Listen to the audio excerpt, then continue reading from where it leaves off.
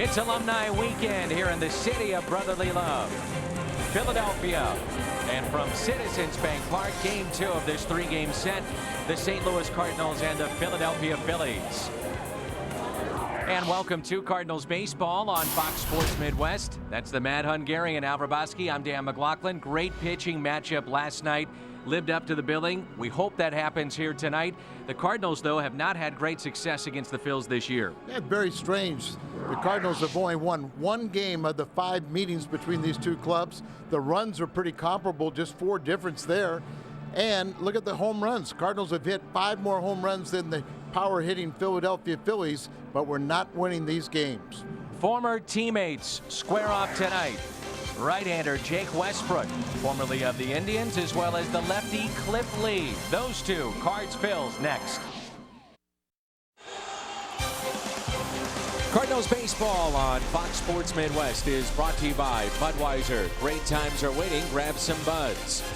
By your Mid-America Chevy dealers, the #1 selling brand in St. Louis. Find us at stlchevy.com. By Dobbs Tire and Auto Centers, #1 for quality tires and expert auto service. And by Steak and Shake. Just no equal.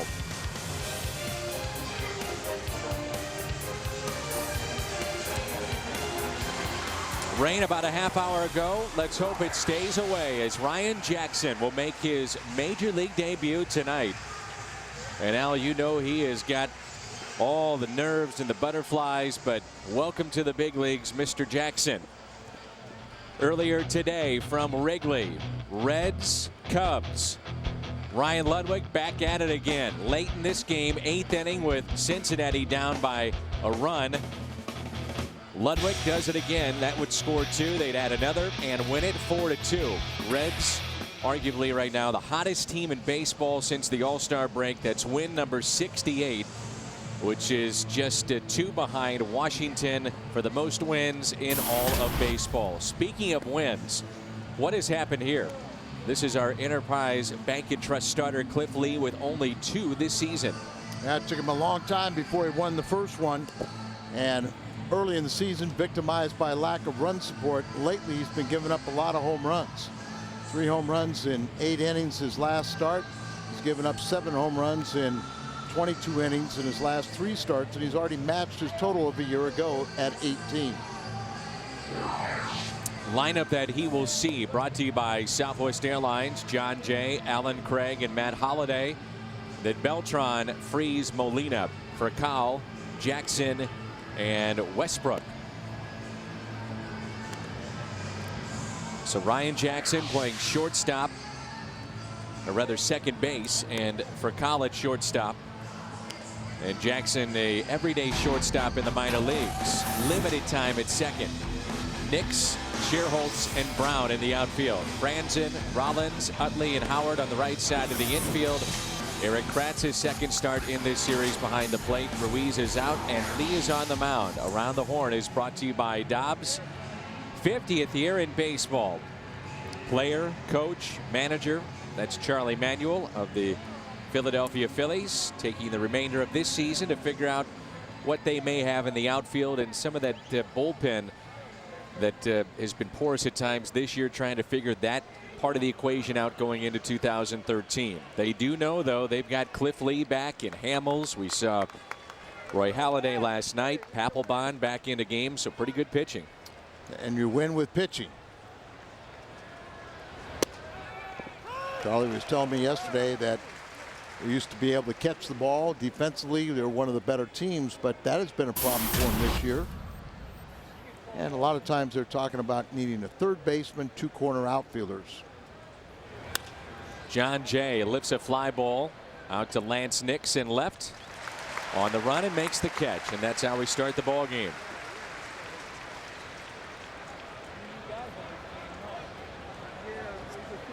Brings in Alan Craig. He was left stranded last night. Disappointing way to end the ball game. The Cardinals had runners at first and third. David Freeze up and Beltran picked off at first. Went on first move and did the fake to third, throw to first type. Got him going and sliding into second base, and even Beltran said that's not how you can't have a game end that way. Talking with the first base coach of the Cardinals, Chris Maloney, and they had a time on Papelbon that was advantageous to steal. And looking at the replays, I asked him, I said, did you think it may have been a balk? And he said, initially I did. And going back, looking at the video, he said in his mind it was still very tough to tell, but bottom line is you can't have the game end in that manner. Yeah, even though he slowed to the plate and those times indicated it, you have to make sure he's going to the plate. And Carlos just said, I went on first move, and first move was a decoy. Here's a 1-1. Craig pops it foul and out of play. So much was made of Alan Craig after 2 solo home runs against the Giants. The following day not being in the lineup, and he missed 1 game, and he's been their guy in first base lineup for Mike Matheny every day. A lot of bad rumors were going around at the health of Alan Craig for those few hours. This is well hit out to center field. And that ball will get down. It's over the wall of the center, or over the head of the center fielder to the wall. And that Scherholtz out there that's playing a little bit out of position. They're trying to figure out if he can play center field. And with San Francisco, he had played left and right, but no center field. Early indication is he cannot, as he misplayed that ball. And it is the toughest. The line drive right at you in a center fielder. If you're playing left or right, you can kind of see the height, you can judge it. But when it's a line drive right at you, you really don't know. His first step was kind of holding, breaking in a little bit. And then when he recognized the ball was over his head, he could just play it off the wall. But it's sure extra base hit for Allen.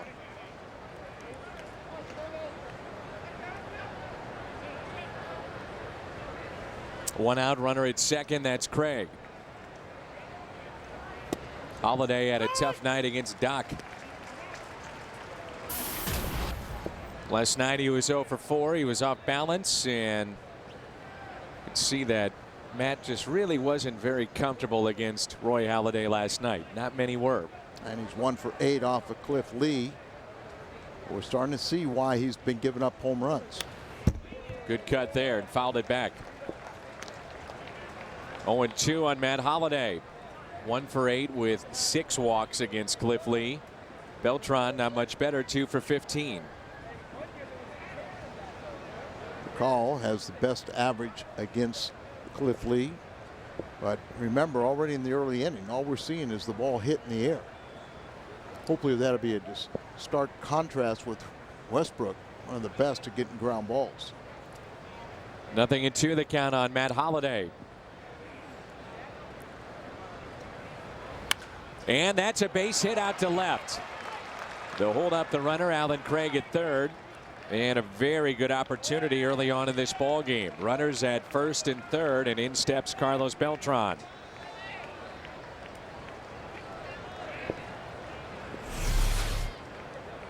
Holiday can just muscle a breaking ball. He's a good low ball hitter, good off speed hitter. Just powers that ball through the infield. Lance Nix doesn't have the greatest throwing arm, but in this situation, with your cleanup hitter coming up and the National League RBI leader, you don't want to run into an out at home plate. So let's see if Carlos can't drive in a run and get the Cardinals on the scoreboard. Cardinals have faced Cliff Lee 5 times in regular season play. 2 of those have been complete game shutouts.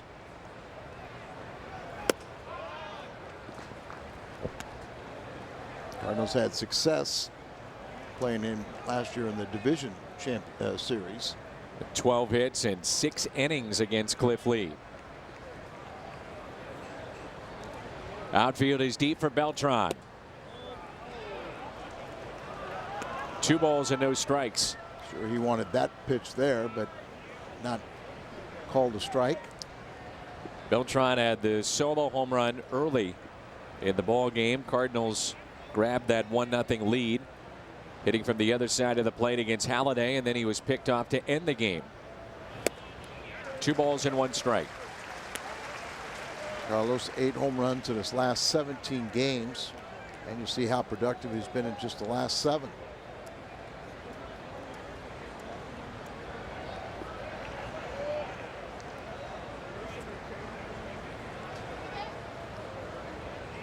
Here's a 2-1 pitch.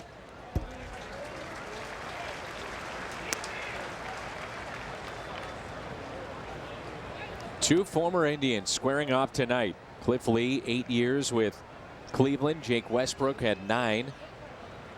The Cleveland uniform. Westbrook was 69 and 69 during his tenure with the Indians, and Cliff Lee 83 and 48. The 2-2. Hit out of play.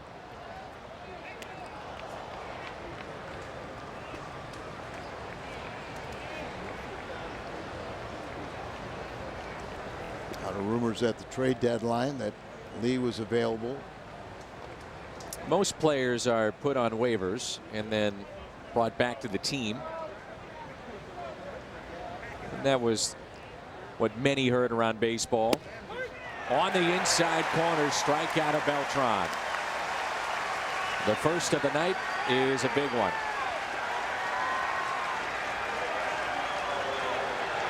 Like Eddings is a home plate umpire, and obviously Carlos did not like this one, and neither did Fox Tracks. Couple words as he was walking back to the dugout, but it's up to David Freese. And look at now, bench still barking. Could hear him from up here. He said, I don't want to hear any more. Beltran called out on strikes that entire at bat. They went away. And then the pitch that got him was the one inside. Couldn't pull the trigger. According to Fox Tracks, he shouldn't have. Yep. So it's runners at first and third with 2 down, and David Freese, who was left standing at the plate last night. What if? Let's play that game. What if David Freese is up right now, and this would be with runners at first and third and just 1 out? Does he deliver? Talking about last night's game. So many times he has done that. That's the way the Cardinals were writing it up, that David would drive in at least 1 run, and then Yachty gets a 2-run home run to be the game-winning hit, but wasn't to be. Here's a 1-0 pitch, and Freese fouls it back. Talked an awful lot about the trade that brought David Freese to St. Louis, the San Diego system. Well, here in Philly, and you mentioned it earlier, Al, they're trying to figure out whether or not they want to pick up the option for Placido Polanco, bring him back, but the free agent class is not very good looking at it on paper for next year. So that deal winds up not only giving the Cardinals security at third base, but wouldn't matter what he does from here on out, helped you win the World Series. And we talked a little bit last night about these Phillies that over the offseason they got a little bit older, a little quicker than they thought. Having lots of injuries. They say Polanco still can field the ball defensively, but his offensive skills have really eroded. 1 ball and 2 strikes. Went with the fastball inside to get Beltran. Wanted to do that there with Freese. He shook off the changeup and went with the fastball up and in and missed. 2-2.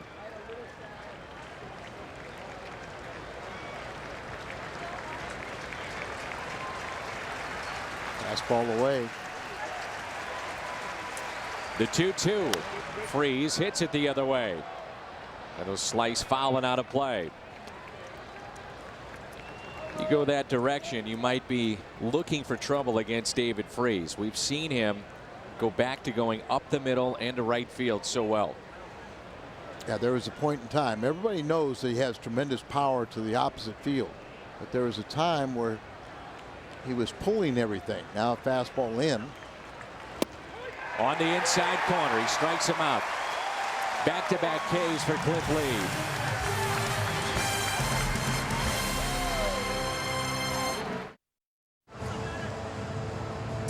Rollins, Brown, and Utley for the Phillies. Howard, Nix, Shearholtz, Franzen, Kratz, and Lee. The Southwest Airlines starting lineup against Jake Westbrook. Hope that sinker is working tonight. He'll need it. This ballpark gives up its fair share of home runs. It is a hitter's haven. Westbrook is the perfect guy to pitch here. He leads the National League in ground ball to fly ball ratio. It's 2.5 more ground balls than fly balls. 72.5% of the time he'll throw a ground ball with that great sinker, and he's on a 4-game winning streak. And he's pitched at least 6 innings in 11 straight starts. And there's Mr. Jackson. Told me he's played 14 games at second base, but normally associated with the shortstop position. Fouled back by the switch hitting Jimmy Rollins. Yeah, Jackson is known for his glove, but they feel that he's really made tremendous strides offensively this year.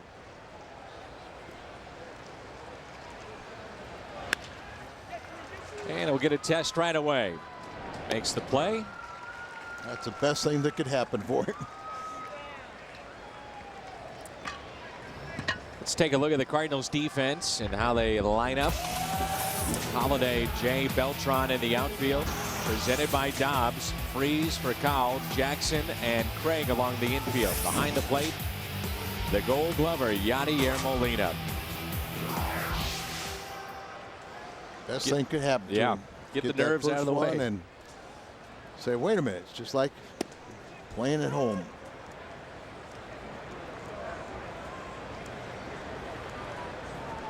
One of the things they talk about, the difference between the minor leagues and the big leagues, is the third deck of the stadium.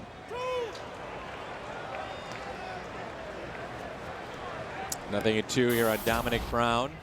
1 for 4 with an RBI last night.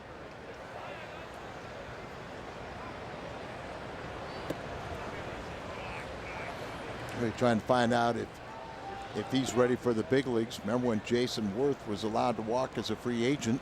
They gave the job to Brown, and then he had a wrist injury in spring training, so that really set him back.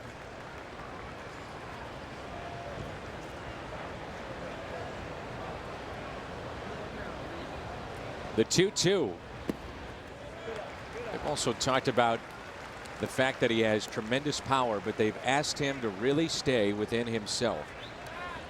Don't worry about hitting the ball out of the ballpark. Just drive the ball, but line drives, base hits, not so much home runs. If that happens, they'll take him, but they felt he got out of whack going for home runs. Chase Headley as we get a look at the Padres and the Pirates. I don't know what his numbers are, but he's been doing a lot of damage of late.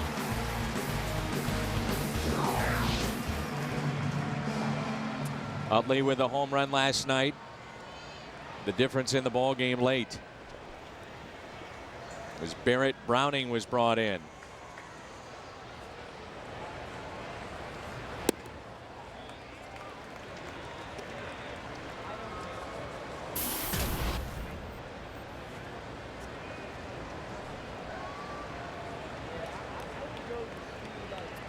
Utley missed considerable time. He had surgery on his knee. Has had knee issues. They've just gotten Howard back as well. And that is under the glove of Jackson.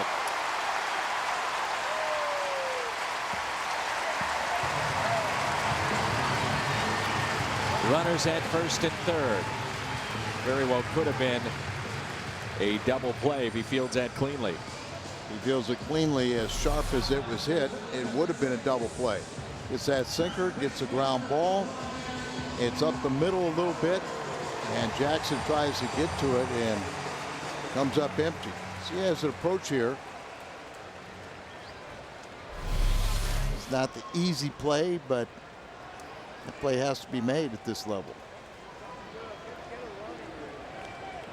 It's an error that's charged to the second baseman, Jackson.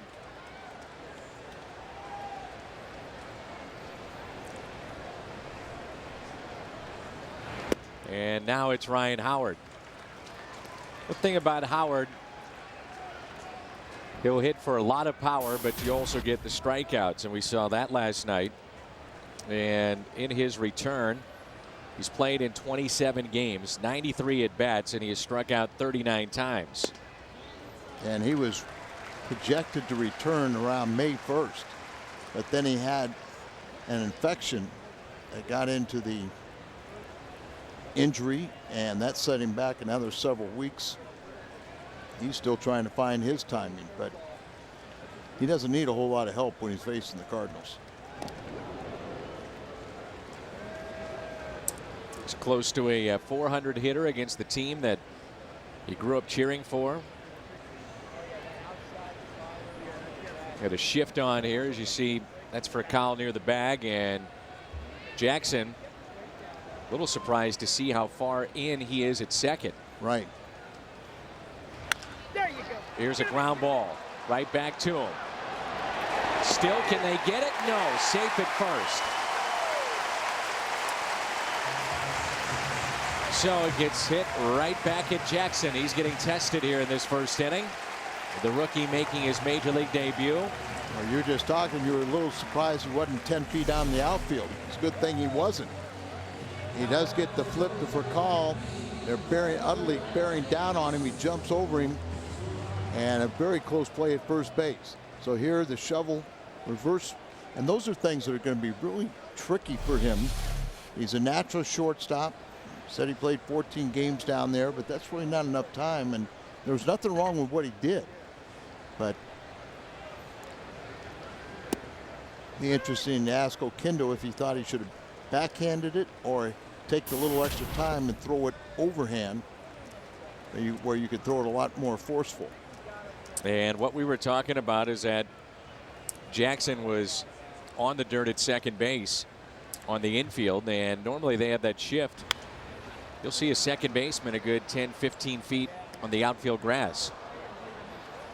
In this case, it was positioning was good. How close was it at first base?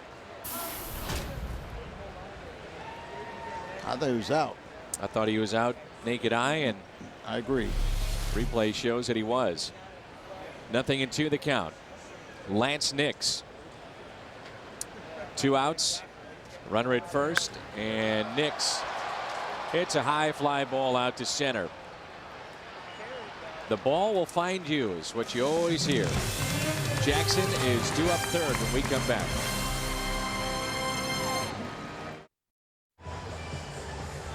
Cardinals return home. Very important homestand beginning on Tuesday night. That's Arizona. Then over the weekend, it's the Pirates. And Friday night is Team Banner Night, brought to you by Walmart and Coke Zero. Saturday, Creve Core Camera Photo Day. Ice Cream Sunday on the Sunday that they face the Bucks. And $4 tickets available beginning on Tuesday night for the Arizona series, and $4 tickets also available for the Houston Astros series. $4 seats, cardinals.com/win. It's part of the Card Save, or rather Cards Win You Save promotion.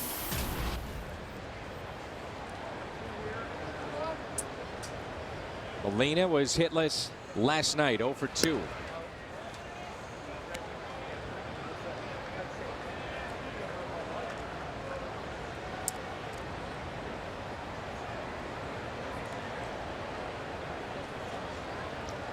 Two-0 pitch. And Yachty shoots one into right center field. Off the base of the wall. Molina is digging for 2. And he'll be in there standing up. He's among the league leaders in doubles, and just take that pitch the other way and picks up the double. 22nd double of the year, and he breaks an 0 for 8. So Yachty right at the base of the wall, as we said. Cliff Lee giving up a lot of home runs of late, and in this game some early fly balls that are traveling. Very humid day after the rain we had in the afternoon. Here is Furcal, who's been dealing with those back issues. Been tough for him to swing the bat, especially from the other side of the plate.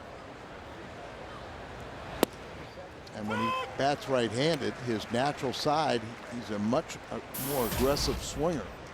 And you hope he just doesn't hurt himself. Good word, they just changed the air on Jackson to a base hit. So base hit for Chase Utley. Run is now earned.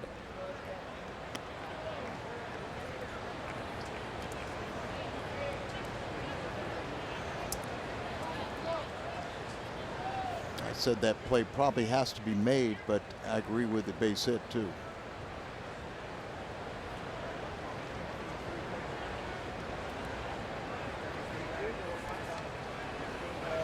One is ripped out to left. Nix makes the catch on a sinking liner.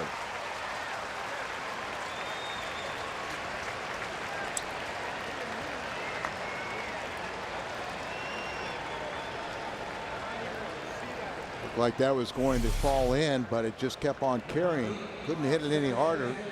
And Lance Nix catches it down around the kneecaps, fires back to second.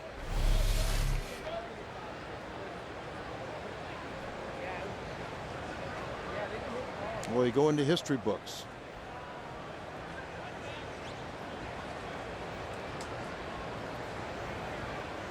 First at bat home run, we'll take that.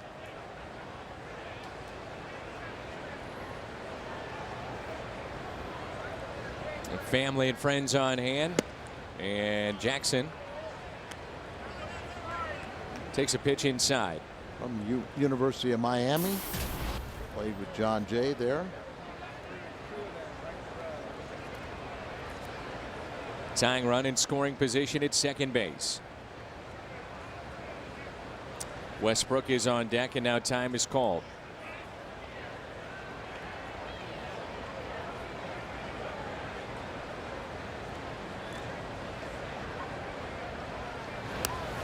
Good rip, fouled back, 1 ball, 1 strike.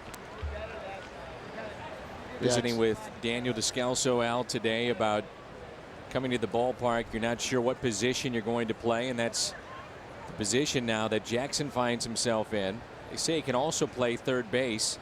Naturally a shortstop, at second base tonight, but Daniel said after last year things have slowed down a little bit for him, and his work with Jose Oquendo has been instrumental. I'm not sure we give Jose enough credit or pay enough attention to that. The amount of work that he puts in with the middle infielders and just positioning as well.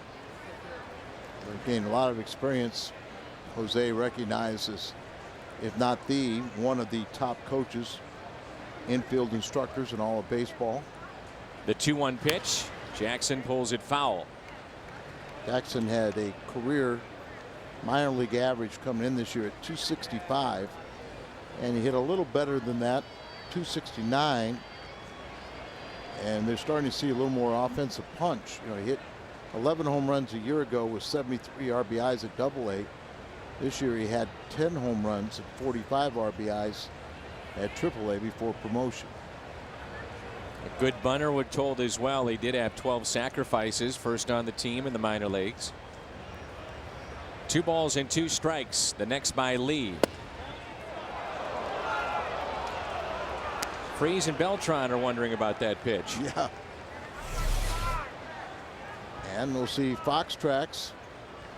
Not a strike, but that's exactly where the one that rung up Beltran. So hopefully Doug Eddings, our home plate umpire, is starting to get his zone locked in. 3-2 is the count on Jackson in his first ever major league at bat.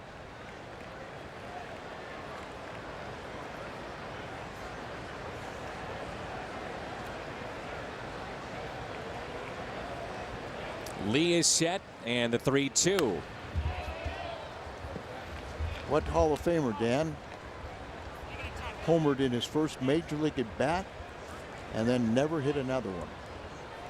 Hoyt Wilhelm. Very good. Very good. 15 years with you, Al. I've seen enough debuts. You bring it up for everyone. It happens every so often. Yes, it does.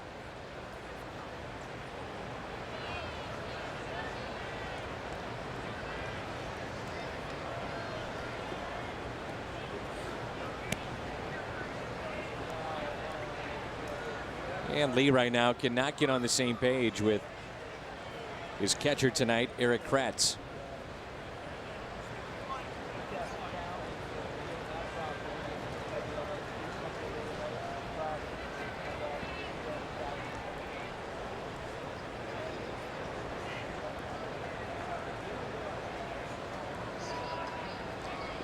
Here's a 3-2.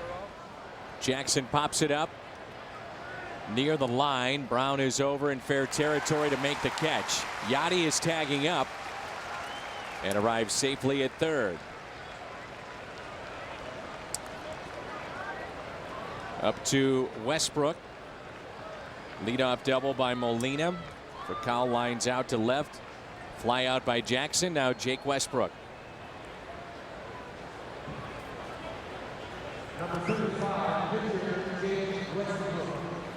Mentioned that Westbrook and Lee were teammates in Cleveland from 2002 to when Lee was, so 2010, or excuse me, 9. That's when Lee was dealt to the Phillies.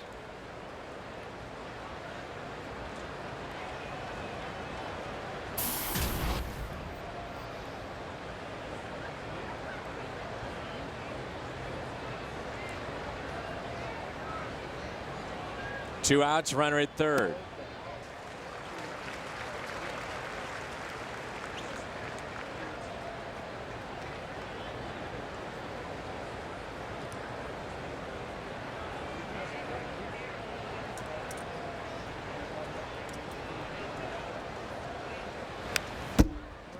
That's fouled back. No balls and 2 strikes.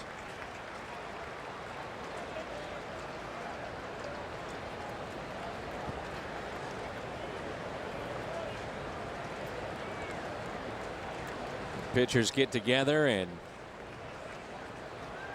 battle in just about everything. Wins, losses, strikeouts, ERA, hitting, golf, and he's late with that swing. 93 on the gun from Lee.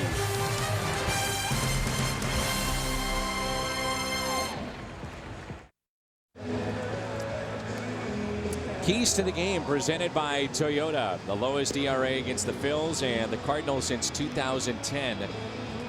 Just over 3. Quite impressive when you think about this lineup when healthy and just how good it is. And Dan, I was just looking up the board. Fairholtz, Franson, and Kratz. Not exactly the names that you used to remember being in the Phillies lineup. No. They're the first 3 batters here in the second for Charlie Manuel. And it has started to downpour. It went from not raining to just pouring. No light drizzle. Just started to pour. They head for cover here in Philly. Will they start the inning?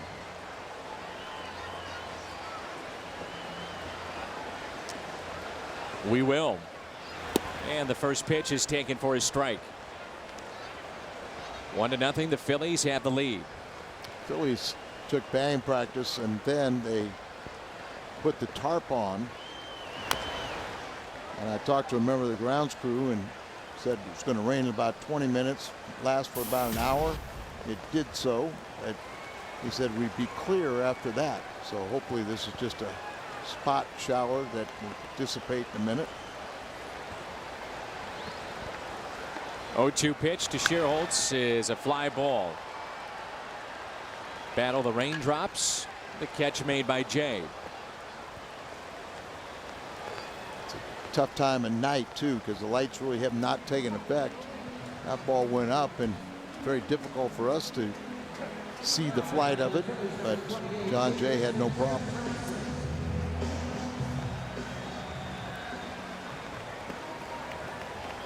We always talk about the little things and playing the game the right way. Just going back to that first inning, the slide from an all-star and one of the best players in the game, Chase Utley, to break up potential double play, extends the inning. Here's a fly ball lifted into left center field. Jay is on the move. He'll look up and it's off the State Farm sign. Kevin Franzen with a stand-up double with 1 out here in the bottom of the second. Well, Franzen is in this lineup for his bat. They kind of question his glove, but he had a good day. All right, swung the bat well yesterday. He didn't have anything to show for it, but it's more indicative of how, and it's a curveball that sat in the middle of the plate, and here it goes off the wall. John Jay got it very quickly.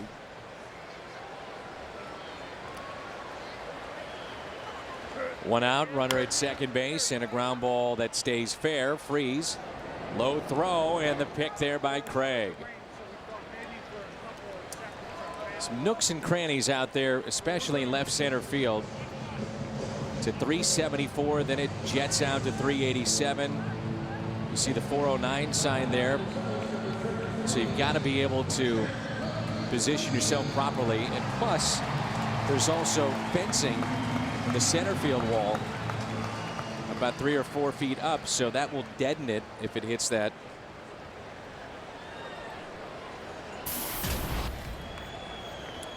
In steps Cliff Lee with 2 outs.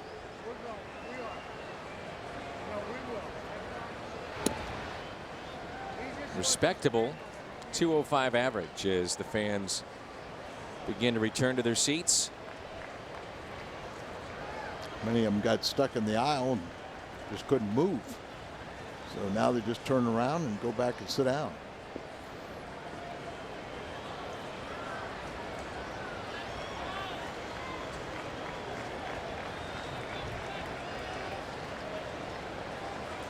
Here's a 1-0 pitch. I'm ready for it, Al. I know you want to talk about it. The only thing they've done for a pitcher in the last 20 years. And on a rainy day, it doesn't work. You will talk about it. There it is.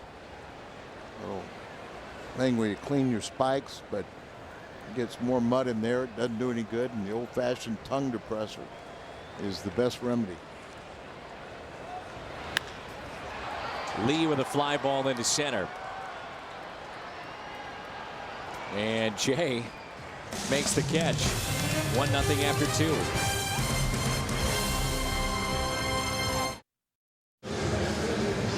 Fox Sports Midwest proud to support the first annual Matt Holliday Celebrity Golf Classic benefiting the Pujols Family Foundation August 20th.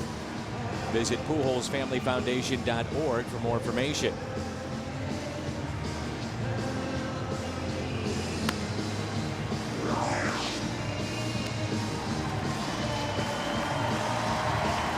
Stayed away from putting the tarp on the field. And right now looks like a good decision. Very light drizzle as Cliff Lee is finishing up his warm-up tosses here at Citizens Bank Park. And the Cardinals trailing by a run. St. Louis, though, has had chances already against Cliff Lee.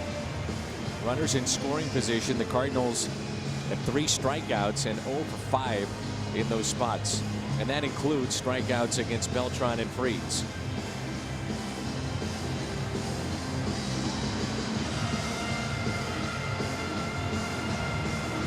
Mentioned last night how the Phillies, well, one of the positives this season for them, the fact that they play well against the Central Division. 16-7. Washington, by the way, 19-8. We have not seen the Nationals, and we won't see them until the final month of the regular season. The Cardinals, I would assume, Al, will catch a break with Steven Strasburg, because at that point in time, if everything goes to plan and they stick to what they have said all along, Strasburg will be shut down for the remainder of the season. And I think he's about 135 right now in innings total. And the rain starts to pick up, and some of the fans who just got back in their seats are saying, come on. We saw that between innings, the groundskeepers went out to talk to the crew chief. That's Dana DeMuth, and must have told them there must be a little activity in the area, but not much, and hope it'll skirt around them.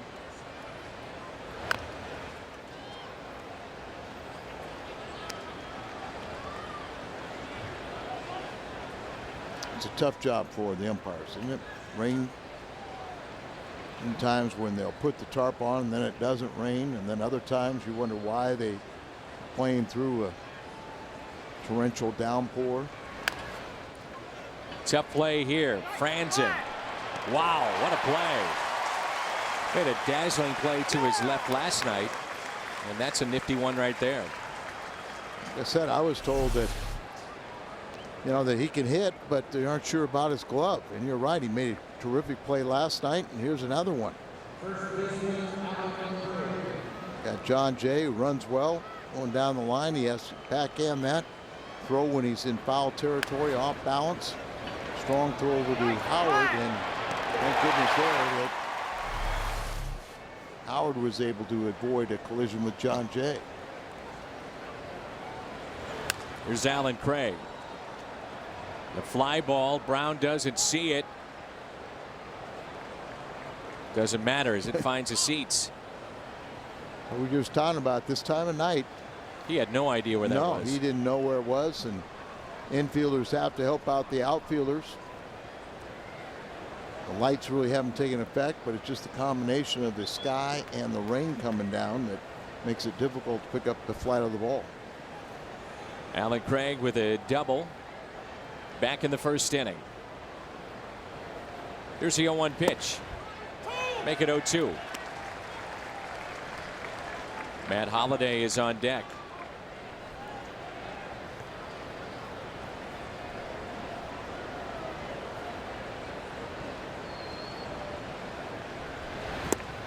Off speed pitch, a foul tip, held on to. 4 strikeouts for Lee. Take the Cardinals with you anywhere you may go. Text at bat to 31826. You'll pick up MLB at bat 2012. And Holliday broken 0 for 12 with his base hit first time up. This has been frustrating to watch. Cardinals have run into some very good pitching, but we've seen at times this year the offense go in a funk. And right now, I think it's safe to say that's where they're at the last 3-4 games. And you're right. We've seen some very good pitching. But we also know this team is capable of beating good pitchers. There's a broken bat. It's popped up right side. Utley on the outfield grass makes the play.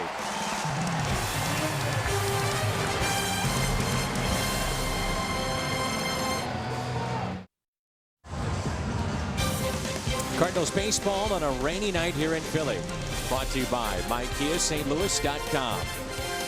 And get the All-American Jack Combo at Jack in the Box. It's a no-nonsense burger with fries and a drink for only $4.99 plus tax at participating stores.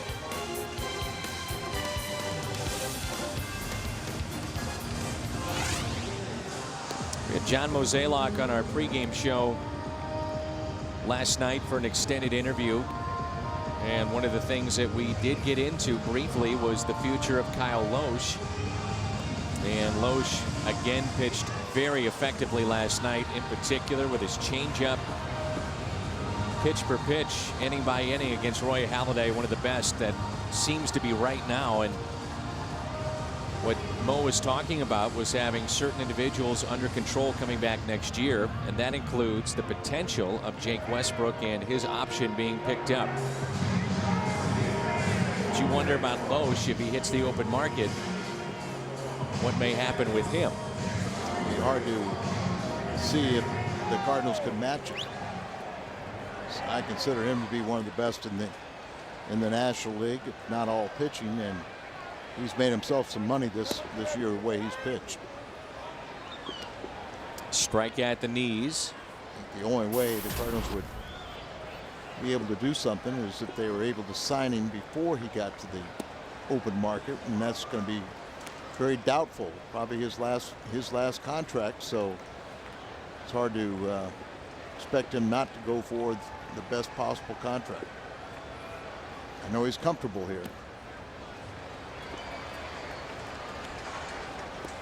And much of next season, as far as what they may do in the offseason with that rotation, hinges on Chris Carpenter and being fully healthy coming back. It sounds like Chris will be at a stage in his recovery that he will at least be able to throw to some degree to know how he's feeling, to give a better indication whether you can count on him for next year or not. And a walk is, you notice that Westbrook, he was looking at his landing area and playing around with the mound between innings, and during the commercial break they put the drying agent down near the the plate and on the mound, a little bit towards third base, a little bit at first, and it just didn't look like Westbrook was very comfortable. And that's one thing that he does have the option to tell the umpiring crew that I don't have a good footing. You need to have more of the drying agent put on the mound. They're most concerned with the pitcher's mound, home plate, the base paths, and the heck with the outfielders and the warning track. That's pretty much the case. Runner at first, and this is Brown. Ground ball right side. Jackson out at second. That's a double play. 4-6-3. Nothing wrong with that term. Not at all.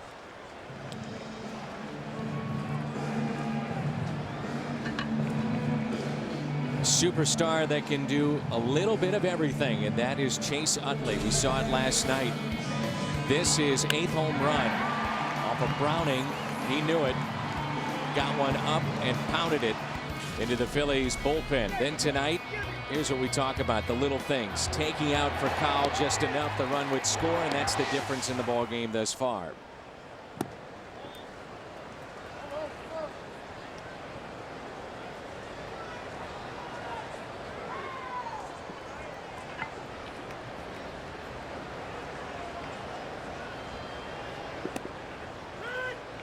Landing area, Al, you're talking about slipping. What about filling in the hole that the left foot will occupy for Jake Westbrook? And you'd have to figure that it's different than Lee, the left-hander,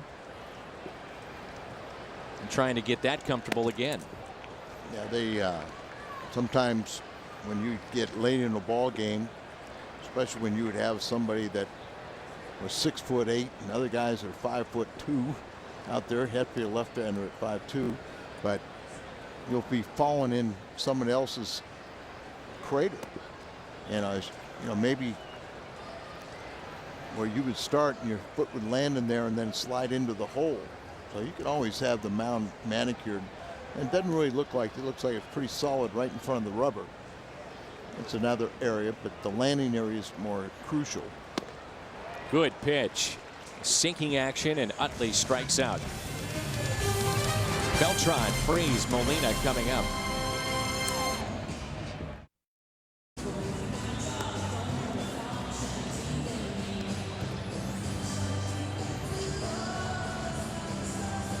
Disappointing way to end the game last night. Carlos Beltran picked off, but he has been sensational this year. You look at Beltran and his 28 home runs. Then you think about what the Phillies are missing in their lineup. Pence is gone, traded to San Francisco. Ruiz is hurt, so Rollins, their leadoff man, is now their team leader in home runs with 13. Beltran, by the way, is homered in 2 straight games against the Phillies, dating back to May 27th and last night, and fouls it away. I think one of the questions that a lot of fans have, and we talked about it last night, Al, was where was Mark Zipchinski? Why wasn't he brought in the game instead of seeing Barrett Browning, the young lefty? And you also had Mitchell Boggs, who at one point was up and throwing. And those are the kind of questions as a manager you are faced with time and again. Well, there was no doubt it should have been a left-handed pitcher come in, because it was the top of the order. You turned around Jimmy Rollins, a switch hitter, but then you had 5 straight left-handed bats. And Mike's decision to bring in Browning was said he needed work. And that is a swing and a miss. Beltran strikes out, and Lee has struck out 5. All 3 of the Cardinal left-handers had last pitched the same day on the 8th. And Mike went with Browning, and he didn't do his job. 51 pitches for Cliff Lee, and it brings in David Freese. Cardinals have had their opportunities in this game with runners in scoring position, but again, they cannot bring them in. And I think the thing that you're saying too, Al, is that if you go down with Zipchinski from a manager's perspective, I think you feel a little better about that decision because he did help you win a World Series. He's been there before. There's more experience as opposed to the youngster Browning. And also the fact that if you were Browning may be your first guy, but we were in the 8th inning. And, you know, when you think of the first guy, I'm thinking more with the Cardinal pitching staff. It doesn't happen often because they all go at least 6 innings. And so, you know, somebody would be kind of the long man. But when you get in the 8th inning, then you think you'd go with one of the experienced lefties. But it's still, you know, Mike Matheny's still learning his personnel. And I don't think any of us question bringing in Browning, and the fact, other than, you know, the lack of experience and the fact that it was the 8th inning at that point in a tie game. But he's done the job for him, and just might now change roles a little bit. 2-2. Cliff Lee shocked the baseball world, re-signing with the Phillies. The time when he was a free agent, most thought it was either Texas or the New York Yankees, and out of nowhere the Phillies got a call from Cliff Lee and his agent. Talked about what it would take to get him and re-sign him. You know, the Phillies have done so much as far as getting Halladay, trading for a Cliff Lee, and some of the others that they've had, that their farm system right now is depleted. That was a strike on Freese, his previous at bat. It's called a ball here, and it's 3-2. And remember, one of the overriding factors was, I think, the treatment that his wife received in New York. David Freese pops one out to deep right. Brown is over near the line and has to reach back over and make the catch. It is a week from today, Creve Coeur Camera Photo Day. And note the start time. Originally it was a 6:05 start. It's now an afternoon game, so get your tickets at Cardinals.com. You'll be on the field taking photos of your favorite players and coaches. Cardinals.com. And again, those $4 tickets are still available for all the games against Arizona beginning on Tuesday, and then following the Pittsburgh series against Houston. John Mozeliak talking about what a lift it will be to be home in the dog days of summer, late August. And the big crowds the Cardinals have had, they are trending now towards 3.3 million. Amazing numbers. And since 2000, the Cardinals own the National League's top record in the dog days of August. So hopefully that will continue.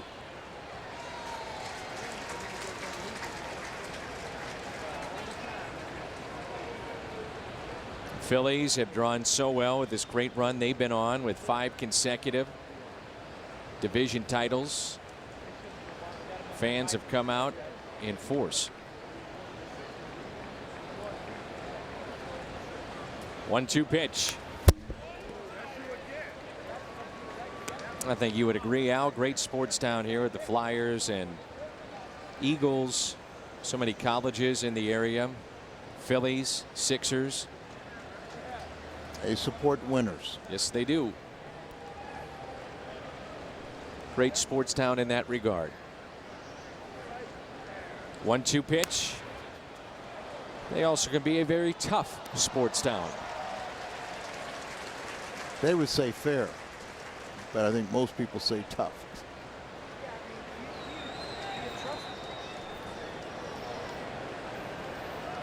Take pride in booing Santa Claus.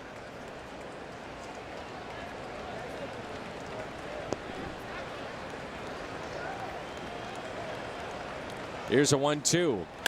Molina to first, and Howard, who's playing near the line, makes the play. Westbrook back to work. He'll get Howard when we come back. Special night for the family of Ryan Jackson making his major league debut, and Jim Hayes has found the family. Jim, where are you? I'm here with Sally and Leonard. They are the parents of Ryan Jackson. Now, Ryan didn't get a heads up that he was going to be making his major league debut. He found out by looking at the lineup card earlier today. I know he immediately gave you a call. What was that phone call like? He didn't immediately give the call about being in the lineup today. I think he came to the park and went to do his job and didn't contact anybody. He just came to the park to do his job. He found out late. I'm sure he gave you a call soon after.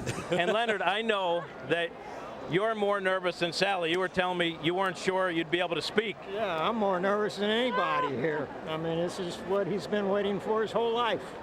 What's it like for you watching your son out there? There's no words for what it's like when you watch your child accomplish what they've been working for all their lives and what they put their heart and soul into. So there's no words to describe it. It's so much joy.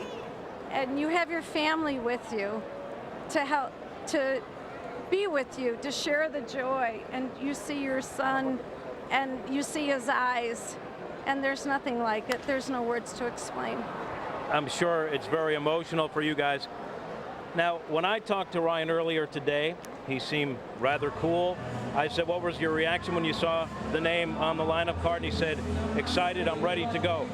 Tell us about the kind of kid he is, because it seems he's ready for this. He is. He's worked for it ever since he was, 4 years old. This is what he's wanted to do. And he's always been the first on the field and the last to leave. He's a hard worker. Well, I'm going to let you guys sit back and enjoy it. Sally, Leonard, thanks for the time. Dan, it's a big night for the Jackson family. It sounds like, Jim, you were the first one to get word from Ryan about his excitement. Yeah, I tell you, though, he was excited, but he seemed very low-key. And as he said, I'm ready to go. He said, facing Cliff Lee, he'll get a crash course looking at video. He said, I have seen him on TV a few times, so I just want to get some good at-bats. 2 balls and no strikes.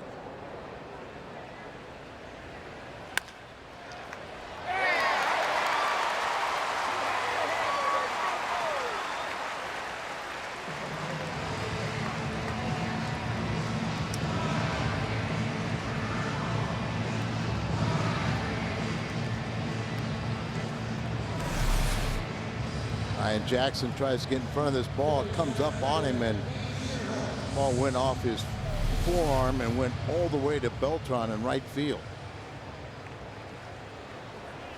No. They score that one an error. Wonder if they'll change that one. Here's a ground ball. Jackson only play to go to first. Can't get the lead man. Sherholtz is out number 2. This is a rocket at him. Yeah, you go in there. There's Another hard ball, and he looked to second base, and you have to get one out. And right now, the ball's kind of coming at him pretty quick, and decided to get the first one. Didn't get the lead man, but I don't think I have a problem with that. Lance Nix is the one that hit the ball that just ate him up. He's had 5 that have been hit to him already here in the first 4 innings.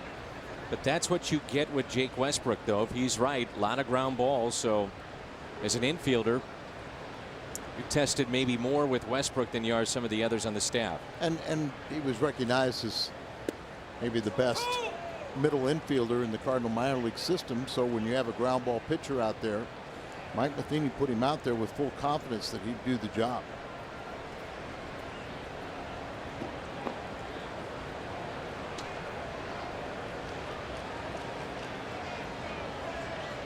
Oh, and 2.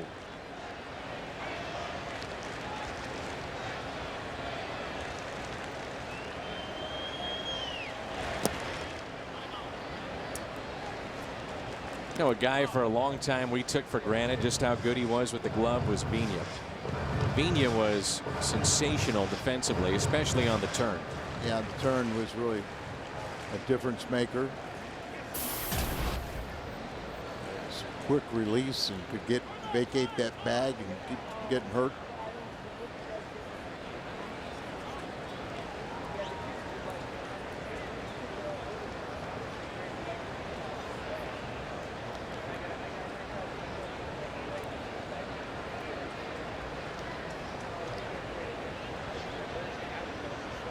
1 ball and 2 strikes on Franzen.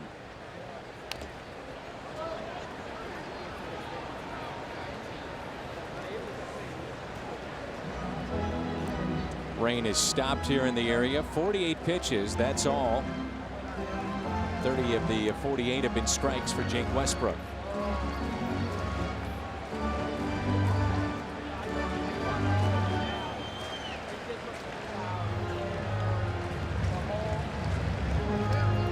After the rain, it never has seemed that Jake has been all that comfortable on the mound. For whatever reason, Franzen is awful comfortable when he's facing the Cardinals. He's 8 for 13 and a home run and RBI in 8 games. That's in his career. Former Giant. 7 games before his call-up, he was batting over 400 for their AAA team. Here's a ground ball. Rafael for Kyle makes the play. Ryan Jackson due up second in front of mom and dad when we come back.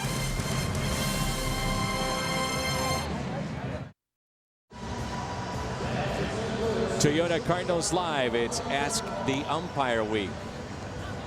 And we'll have that for you tomorrow on Fox Sports Midwest. And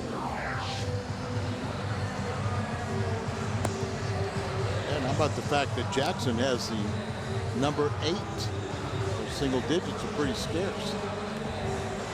Didn't Nick Punto have that? I think he did. He had number 88 in spring training, so.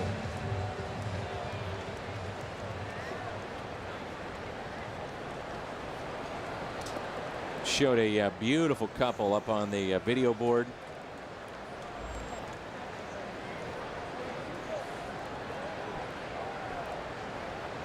Your point? He just proposed to the young lady. I think he had more jewelry on than she did, and that was just on his lower lip.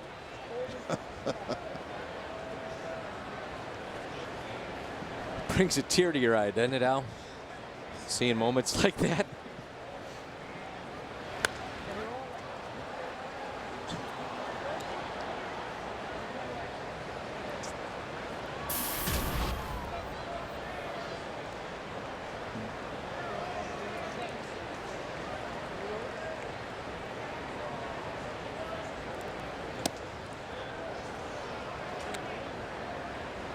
I'm just waiting for Jim to go up and get a follow-up question when Ryan Jackson gets his first hit.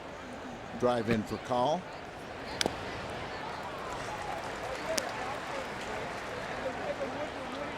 Two and two.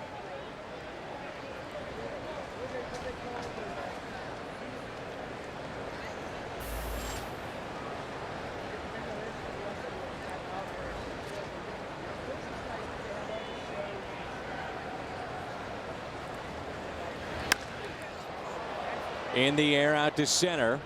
It'll stay in the ballpark. For Collins, hit a couple of hard. First time he lined out to left, and it brings in Jackson for the second time tonight.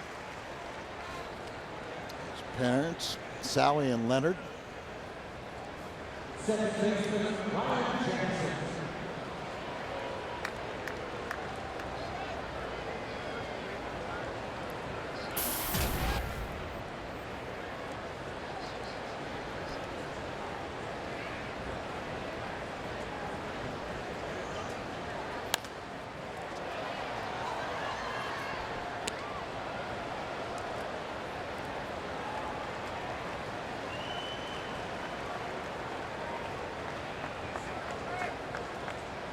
Jackson first time up.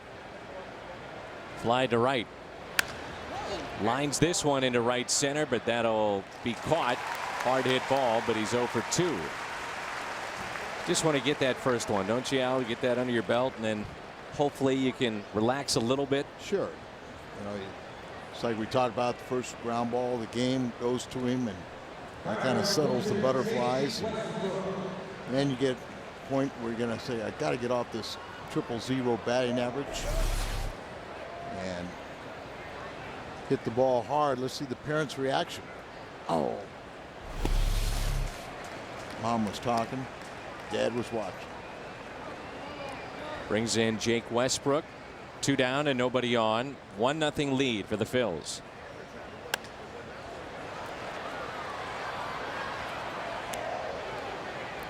Cardinals again being shut down, and Lee has allowed 3 base hits. All 3 coming in the first 2 innings. Craig, Holiday, and Molina. Since then, he has been as sharp as Roy Halladay was last night. Westbrook. Oh, Franzen again to his left. Takes a hit away from Jake Westbrook. He has played some defense last night and again here this evening in game number 2. Citizens Bank Park in Philly. It's another pitcher's duel. A little defense behind Cliff Lee. StubHub be in person next time the Cardinals are in Philly. StubHub, the official fan-to-fan ticket marketplace of the Cardinals, and it's a couple of former Cleveland Indians squaring off tonight on the mound. Jake Westbrook and Cliff Lee. That's one of the reasons why Cleveland had some success. They had pretty good pitching led by those two. That's right. With Jake now a couple games over 500 for his career. Cliff Lee just keeps on rolling along. Loesch had to match pitch for pitch with Halladay last night, and Westbrook's been doing pretty much the same thing with Lee here. Halladay only allowed 2 hits to the Cardinals in 8 innings, and Cliff Lee has surrendered 3 hits, but he's now retired, what, 12 in a row. And as we talked about earlier, could have been a situation where Jackson fields that ground ball off the bat of Utley cleanly. It's a double play and we are scoreless. That's tapped foul. And we're underway here in the home half of the 5th. Eric Kratz, Cliff Lee, and Jimmy Rollins. And our replay showed that Cardinals did complete the double play, but did not get the call to run at first. Fly ball right center. John Jay there to make the catch. It's 33 years at Veterans Stadium. We saw many of the players that played inside that ballpark here in this reunion weekend in Philly. Phillies moved into their new ballpark, Citizens Bank Park, back in 2004. Last night I had a chance to talk with Von Hayes, and he was telling me that he went when he was in college, his roommate was Daniel Descalso's father. But he said they're still very close friends to today, and he said George, Daniel's father, owes him a lot of money for all the tickets he left for the Descalso family in San Francisco over the years. Well, I would tell Vaughn, good luck collecting those, because Daniel is the oldest of 6 kids. The youngest being 9. But he was hoping to catch up with Daniel today. Here's the 0-2 pitch. You know, you hope you have a little luck in the draft where certain players emerge and they make it to the big leagues. Then on top of that, you hope you get good people, and the Cardinals really have that in the clubhouse this year. And it's by design to get guys that can help in the clubhouse. Westbrook, they knew about his past, and Beltran, and you think of Lance Berkman, good people, but also the guys you draft, you hope that's the case too. John Jay and Daniel Descalso last homestand made a number of hospital visits to see sick children, and talking with Daniel about that today, and he said it's, you know, something I love to do and I should do. It's good stuff. Keeps you grounded. Sure does. Everyone wants to put you on a pedestal just so they can knock you off, but doing the charitable endeavors that really do help keep you grounded. Never forget, at the old vet, Jimmy Rollins hitting one deep off of Steve Klein. I know exactly what you're saying. And he let Steve Klein know all about it, or so we thought. Oh, Steve, and he hit it. He hit it to the upper deck, and Steve thought that he had shown him up, and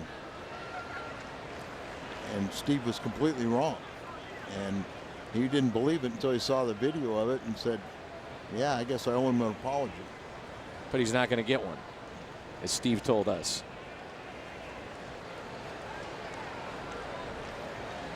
Klein, pitching coach at Fresno now for the Giants, their AAA team. 2-2. Westbrook thought he had a strikeout. Rollins has walked tonight. Back in the third, erased on a double play, and also grounded out to second.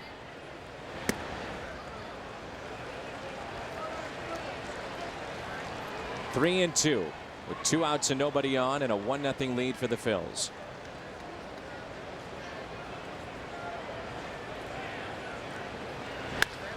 Hard hit to Jackson. Makes the play. Top of the lineup, Jay, Craig, Holiday. 5 hits total in this ballgame. 1-0 Phillies. Top of the 6th rolls in on this Saturday night. Again, we'll come your way tomorrow with our What's on Tap. Lance Lynn, Vance Worley. Lynn 13-5. Noon on Fox Sports Midwest. Our Budweiser What's on Tap. A look at the London Summer Games, the medal count. How about you, Mad Hungarian? Do you follow what the Hungarians are doing? World-renowned water polo players. Good college teams in the United States go over to Hungary to play high school teams and learn how to be beaten. We're told they are 14th. Did they win the gold in water polo this year? You speak of them so highly. I'm assuming that they have done that, as Jay was showing Bunt. I think they knocked out the Americans earlier in the events. I stay neutral in that match. 1 ball, no strikes. John Jay. Lee is in a groove right now. 1 ball, 1 strike. We're in the top of the 6th. The Phillies. Lone run that was back in the 1st.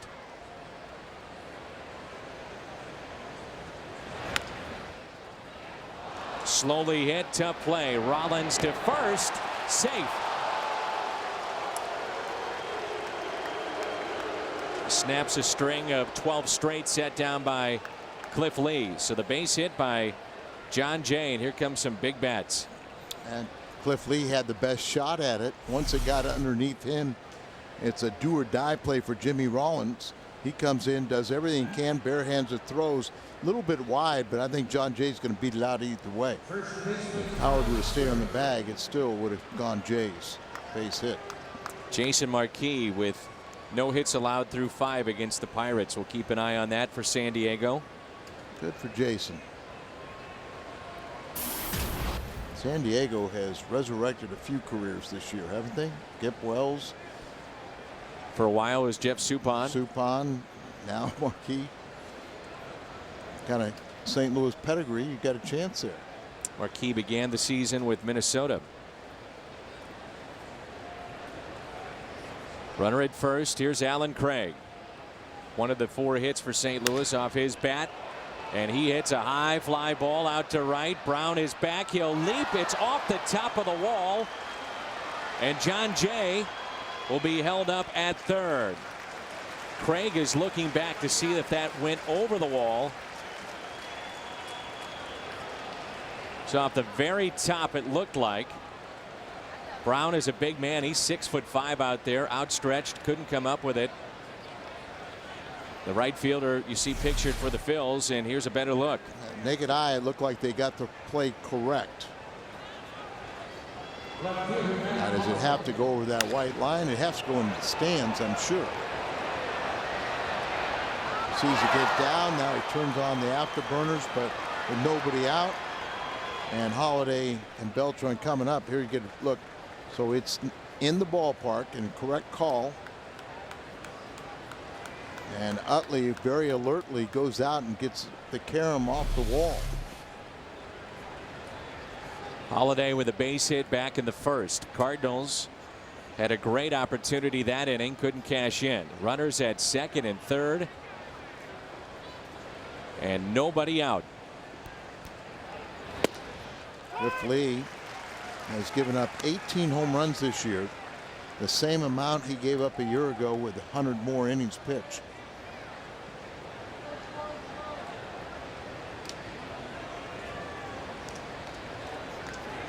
It's 2 doubles in this game for Alan Craig. He's up to 24. I mentioned Molina at 22 earlier tonight.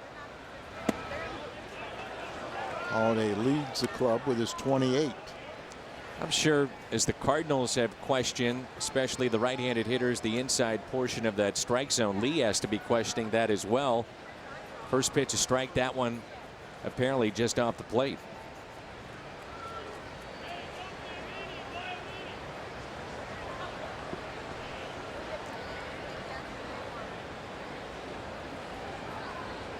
One ball, one strike on Holiday. Ground ball pulled foul. 1-2. Beltran on deck.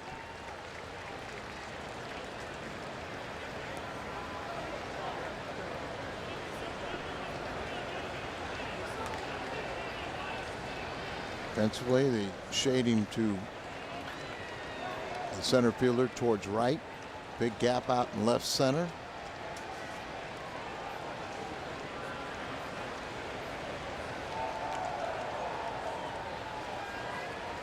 The ball so hard the fielders want to play deep. Holiday out to deep right. Brown is back. He'll look up, and this one is gone. It's a home run. Opposite field home run. Finally, the Cardinals strike. Matt Holiday goes deep. That is number 22. And it's RBI 77, 78, 79. And Matt Holiday's family is here. And they're having a little fun now. 3-1 St. Louis. It's Matt's youngest son there with the hat. His older brother is here, as it's kind of been the boys' trip for the kids with their dads. And Cliff Lee now has given up 19 home runs. A lot of Hall of Famers give up a lot of home runs, but they usually make them solo shots, not 3 runners. Well, the last 4 games, the Cardinals scored a total of 4 runs. And tonight they pick up 3 on one swing of the bat as Beltran pops it up. Right side, Brown makes the catch. Matt Holiday sneaks one over the wall in right field. And the Cardinals have their first lead of the night. You see the National League leaders. Beltran leads at 81. Holiday chasing 79. Holiday was 0 for 12 coming in today's action. Got a base hit the first time up. Popped out to second base, and now a 3-run homer. David Freese up there hacking. David 0 for his last 14.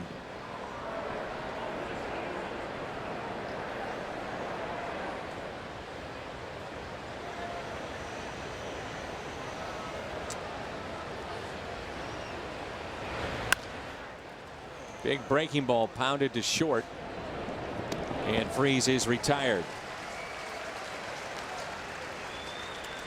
Cardinals and Anheuser-Busch hosting a beer tasting at the ballpark Friday, August 17th. That'll be next Friday against the Pirates. It's also the Coke Zero and Walmart giveaway with the team poster. That's Friday night. I want to remind you that the $4 seats are still available as well. The series against Arizona beginning on Tuesday for all those games, as well as Houston.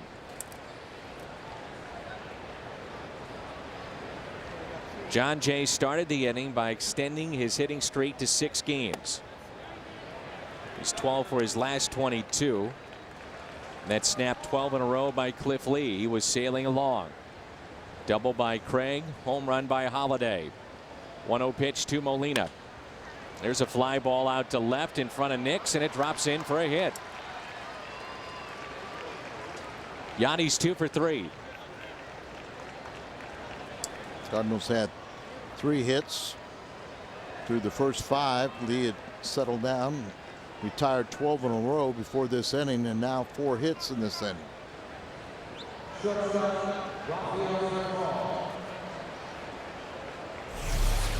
pitch count is only at 88.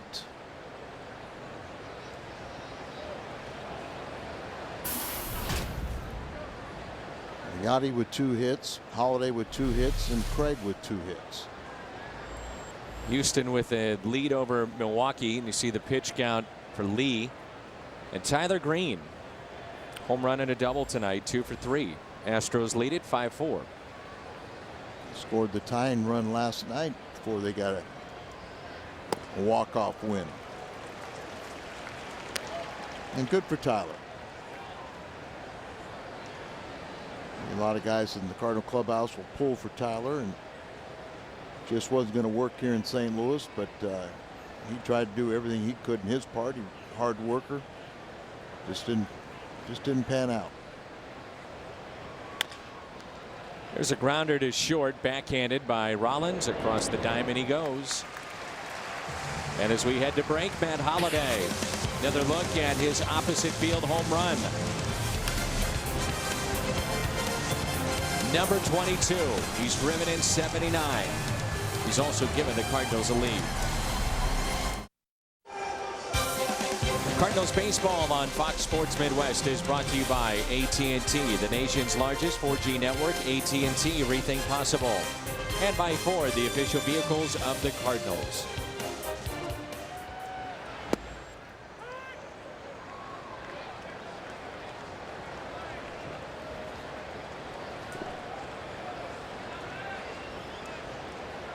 Holiday has given the Cardinals a lead. The 0-1 pitch to Brown as a ground ball hit to third. Well off the line was David Freese. 1 away.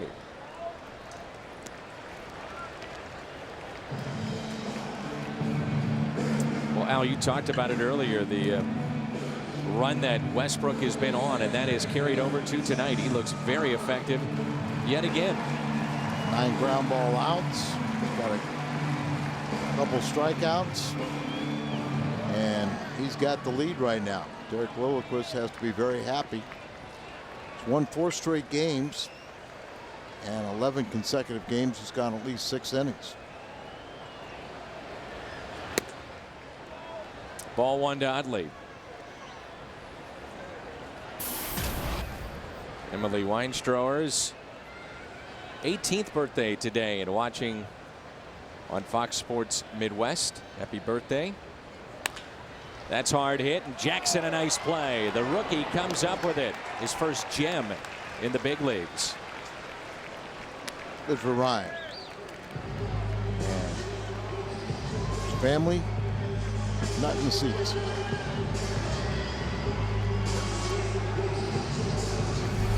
I'd like to see that uniform derby.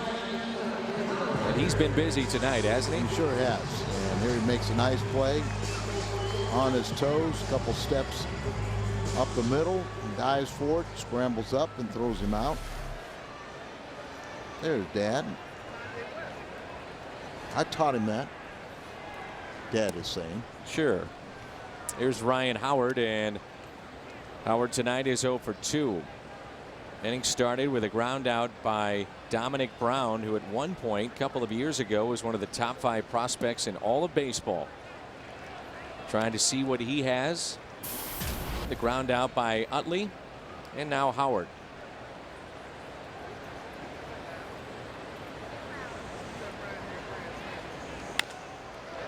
That's a base hit. The shift was on, and it's past Freese.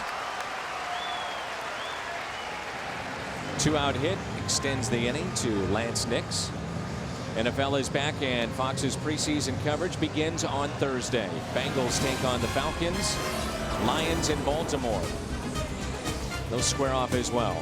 Coverage of both games begins at 7, and it's only on Fox.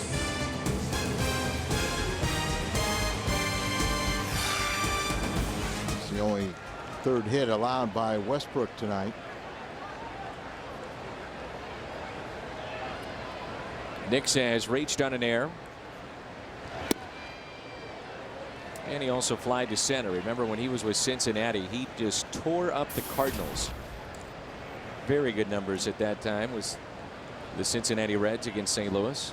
I was just looking to see what his career numbers were, and it's not so much the batting average, but it was the 7 home runs and 20 RBIs he's hit in 34 games against the Cardinals. You bet. 0-2 the count. Westbrook and Lee.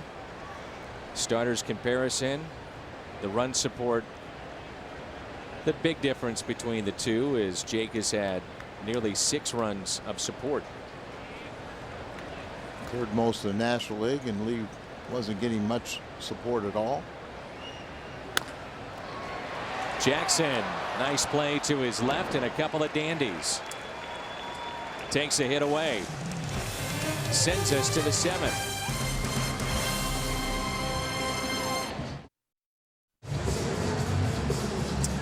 Trivia question presented by AT&T. Who holds the Phillies record for most hits and homers by catcher? This might surprise you. What do you think, Dan? Since they're honoring Tim McCarver, I was going to say him or Dutch Dalton, but Mike Lieberthal. And the home run surprised me with him. 150 home runs, and you know, when Timmy was with the Philadelphia, in many ways he was the caddy for Steve Carlton. Tim was later in his career and usually caught Carlton as he insisted on having Carver there. He was also a pretty good pinch hitter back then. And Tim McCarver throwing out ceremonial first pitch. To Steve Carlton. That's right. And Steve was very happy with that because he said, I can't make it anymore. Can't get it up there. Ryan Jackson, major league debut tonight, 0 for 2. He's flied to right and lined out to center, and he's been busy defensively with Westbrook on the mound. And Brent Musburger, the broadcaster, longtime NFL and college football and college basketball, NBA, was behind the plate apparently for Tim McCarver's professional debut. His very first game, Musburger was an umpire. Jackson flies out to center for the first out to start the top of the 7th. Take you back to about an hour and a half ago. Tim McCarver inducted into baseball's Hall of Fame. Ceremonial first pitch to Steve Carlton. Musburger. Dick Allen was in that picture.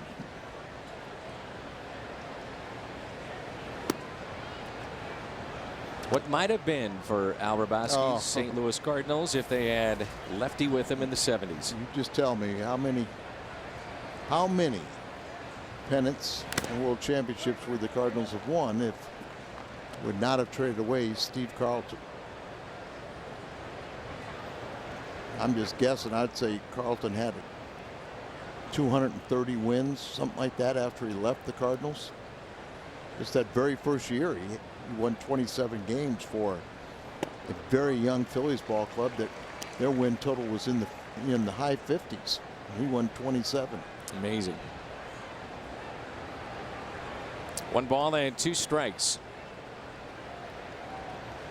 And Dan, it was over $5,000 for contract dispute. Drop in the bucket now. Baseball terms. 3-1 game here in the top of the 7th with 2 down, and we're hoping that things get serious tonight, because if the Cardinals score 6, any size drink just 50 cents all day tomorrow at your nearest on the run and mobile. This year 6 is a serious number.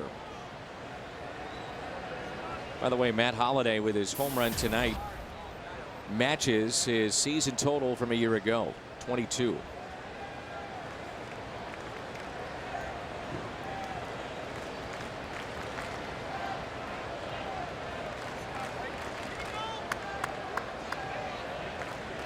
Top of the lineup as Lee is staring back at the home plate umpire, and Jay's trying to figure things out. Now we're set to go. 2 outs and nobody on. John Jay got it going with an infield hit back in the 6th inning. Ball that just snuck under the glove of Cliff Lee.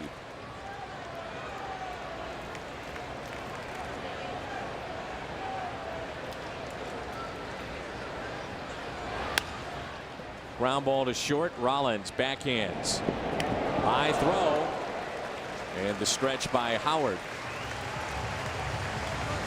Time to stretch, and it's 3-1.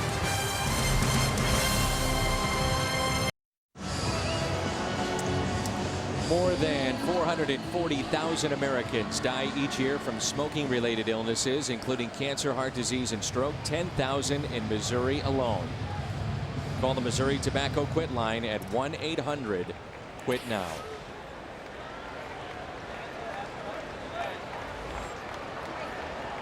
Rain has stayed away, and it's a 3-1 lead for St. Louis. Cincinnati put up a W at Wrigley Field today. Ryan Ludwig back at it again ever since Votto's been out. Ludwig has gone on a tear. Votto should be pretty close to coming back too, shouldn't he? Yes. Cardinals have a couple of series left with Cincinnati, including the final series of the regular season. Cardinals with Mujica and Zubchinski, the lefty, getting loose in the pen. 2-1 pitch. Fouled back. Nate Scherholtz, Franzen on deck, and then Kratz. Westbrook only 75 pitches to this point.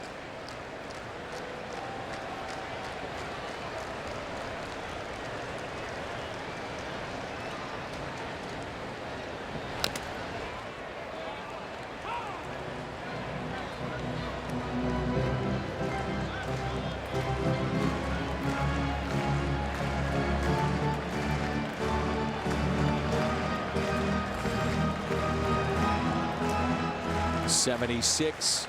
That's it tonight. So he has been very economical.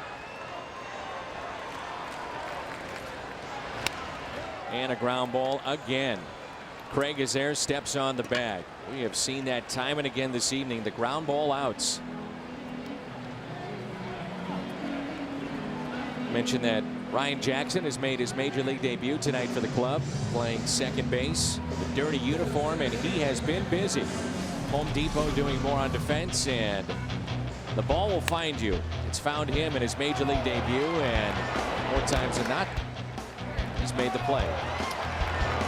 Settled in now and starting to see why he has a reputation being one of the best, if not the best, infielder in the Cardinals system. Craig to Westbrook, 2 away. The way things are going, I'm not sure you're going to need that bullpen tonight. Jake is sharp and the pitch count is low. I was just trying to think about it. You know, if he gets through this 7th inning, 95 pitches. Excuse me, about 90 pitches to get through this inning. Then he goes to the 8th inning. You never know. Finish this game right around 105.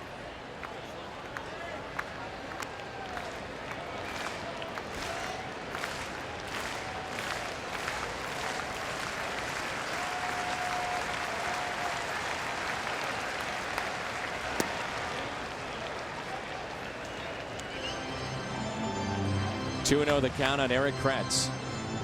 Grounded out to third. It's also flied to center.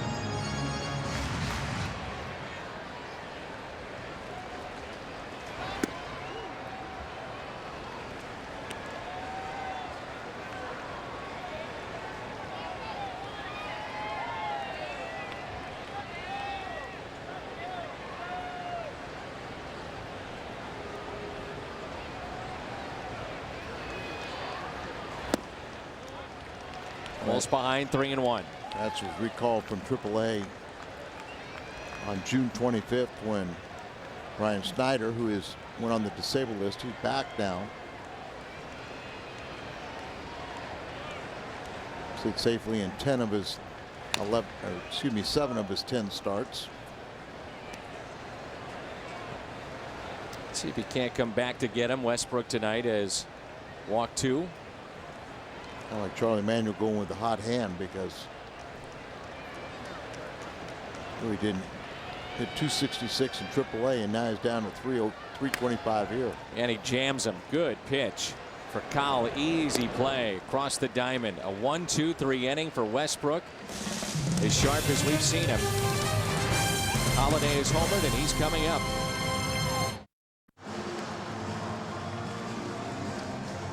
Three to 1, the Cardinals on top. Welcome back to baseball on Fox Sports Midwest. Let's go to our studio and our Bomberito Sports Update. Big night in Pittsburgh. Certainly is, Dan. Pirates hosting the Padres. Ex-Cardinal Jason Marquis on the mound, and he is dealing for San Diego. Starling Marte lines out in the 6th. Marquis 9 outs away from pitching the first no-hitter in Padres history. Dan, Al, back to you. Wouldn't that be something? Jason Marquis out of baseball, then picked up by San Diego. Schnook's difference makers tonight. Westbrook and Lee both have been very effective. Really just a couple of bad pitches for Cliff Lee. One of those left the ballpark, a 3-run homer. A pitching matchup we thought we were going to see, and good to see Jake Westbrook being better than Cliff Lee. We saw Loesch outstanding Game 1 last night against Roy Halladay, so the Cardinals pitching has done the job. And at the trade deadline, we were wondering what direction St. Louis would go in. Well, the starting staff has really settled in. Talk about San Diego Padres and Jason Marquis trying to pitch the first no-hitter in their history. Either their first or second year. Clay Kirby, a right-hander, had a no-hitter through 8 innings, but he was trailing 1-0, and Preston Gomez was the very first manager of the Padres, and he pulled him for a scoring opportunity, and people never forgave Preston Gomez, but Preston was just a terrific baseball man, just a wonderful person, and he just said, hey, I got to go for the win. That's more important than somebody's individual record. 2-1 is in the seats, out of play. Sold out crowd tonight, 44,233. 4-4-2-3-3. Marquis, by the way, Al, is only at 70 pitches through 6 innings, so sure, you'd have to figure he'd have plenty left in the tank. Last time the Pirates were no hit, 1971. Cardinal Bob fans. Gibson. Yep, Cardinal fans remember that. Bob Gibson did it.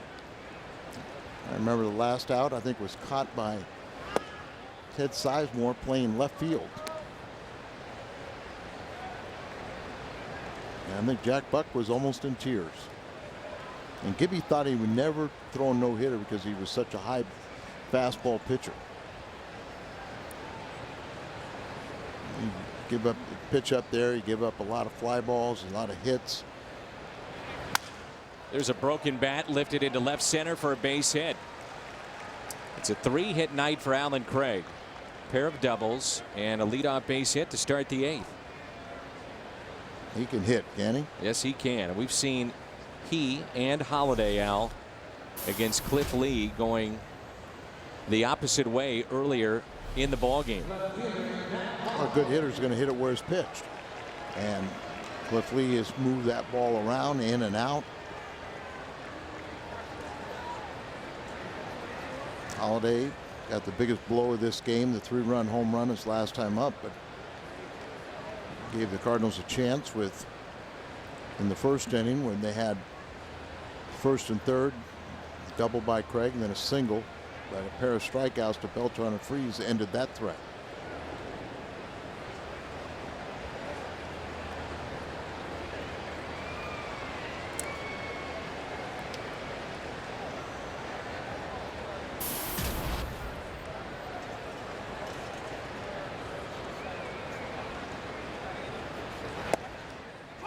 Strike to Holiday. Matt with 2 hits tonight, including a home run moments ago that gave the Cardinals their first lead and only lead of the night, 3-1.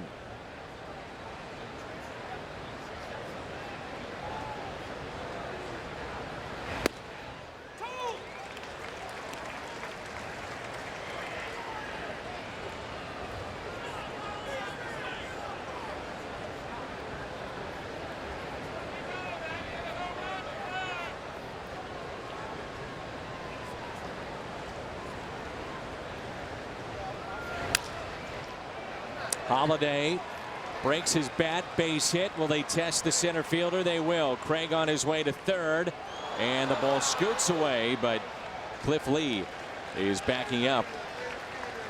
Probably went off the helmet or the body of Alan Craig.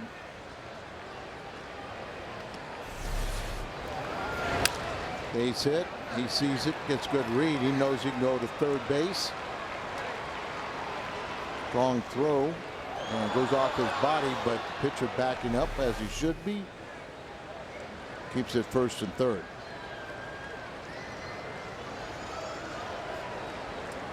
Chance to add on here.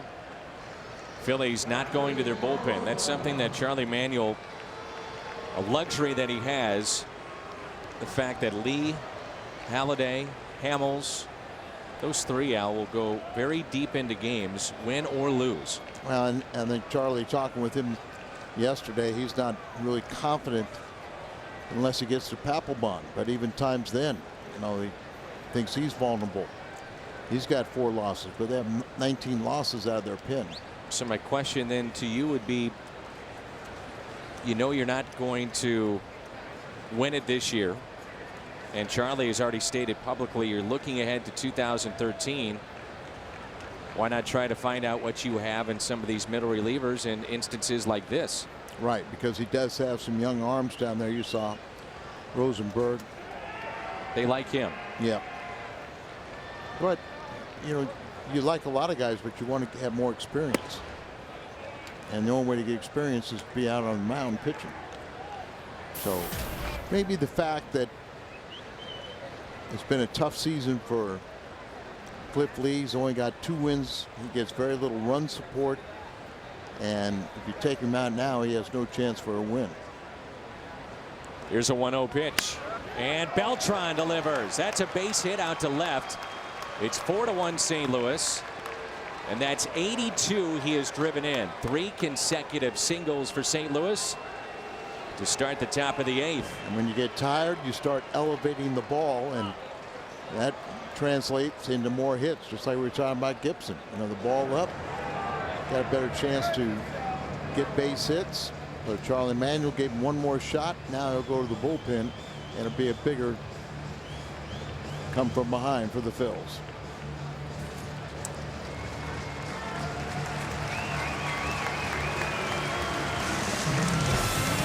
Beltran is driven in 82. 4-1 Cards. Cardinals get 10 hits against Cliff Lee tonight. Westbrook is allowed just 3, and St. Louis with a lead of 4-1. Matt Holliday, our drive of the game, presented by Nissan. A 3-run homer to right.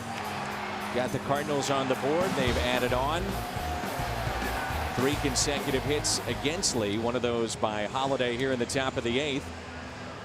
And the Cardinals have a 4-1 lead. It's our Chevy call to the pen. Right-hander is in for the Phillies. B.J. Rosenberg was recalled for the 3rd time on August the 3rd. He's 26. He's 6'3", 220. And that is hit to Rollins. Nice play on the 6-4-3 double play. Freeze hit it sharply, but grounds into a 6-4-3 double play. Holliday advances to 3rd, and it's up to Yadier Molina, who has 2 hits as well. David Freese hit that ball right on the nose, but nothing to show for it.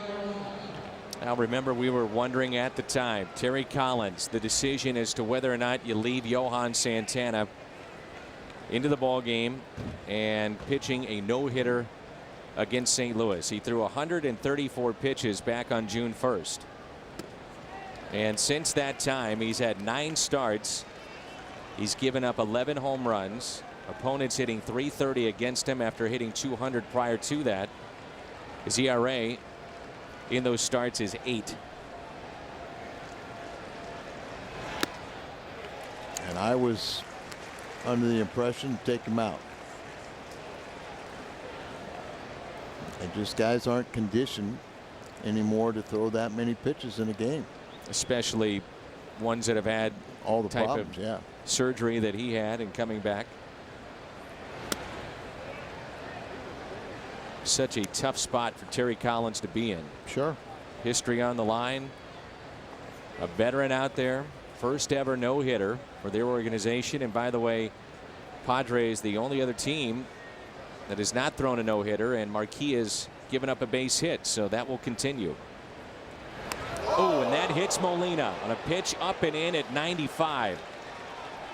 I got the hand.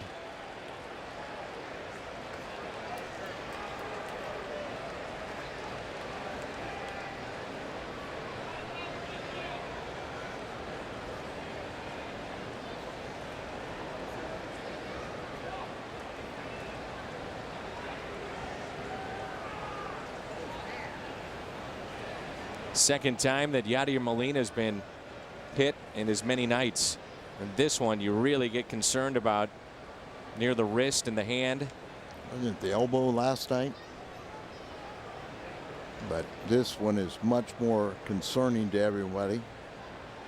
So many little bones in that hand. A couple of years ago, remember, he had hit by a pitch, broke his hand. And again, to point out again, this is 95 miles an hour. Ball just take off and exploding up. And good to see that he's staying in the game. yeah. You could hear it from here without the natural sound like that you heard just then.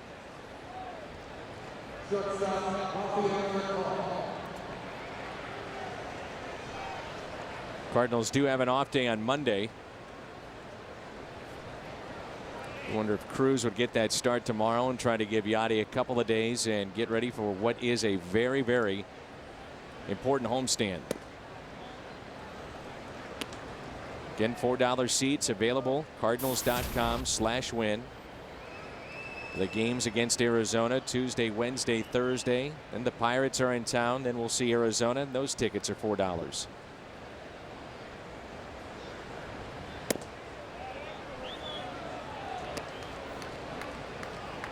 See now the young pitcher, he kind of loses his aggressiveness.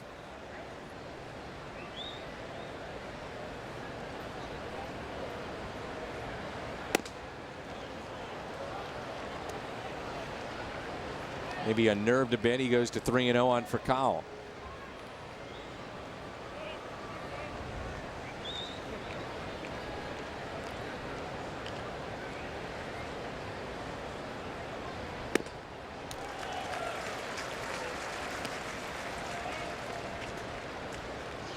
He's trying any which way to get on base, swinging at 3-0 and swung through it.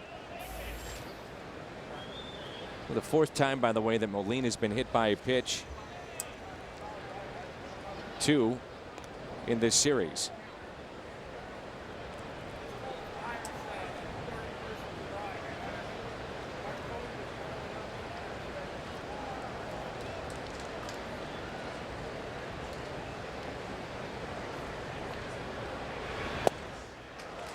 Late with that swing.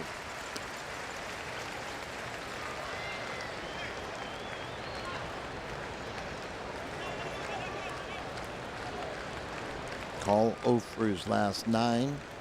0 for 3 in this game. 3-2 pitch. And he walked him. Bases are loaded. They will pull back Ryan Jackson, the rookie, who will go 0 for 3 in his major league debut. And the Cardinals will send out Daniel Descalso. Pinch hit and also put a good fielder out there.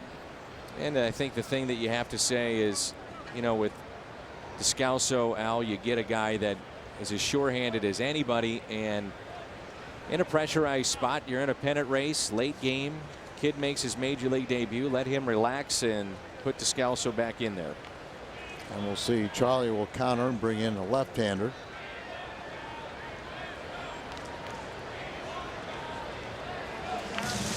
Valdez will come in when we come back.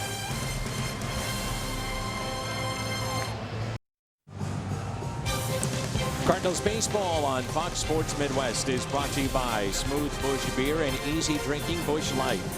and by Taco Bell. Taco Bell, live Moss.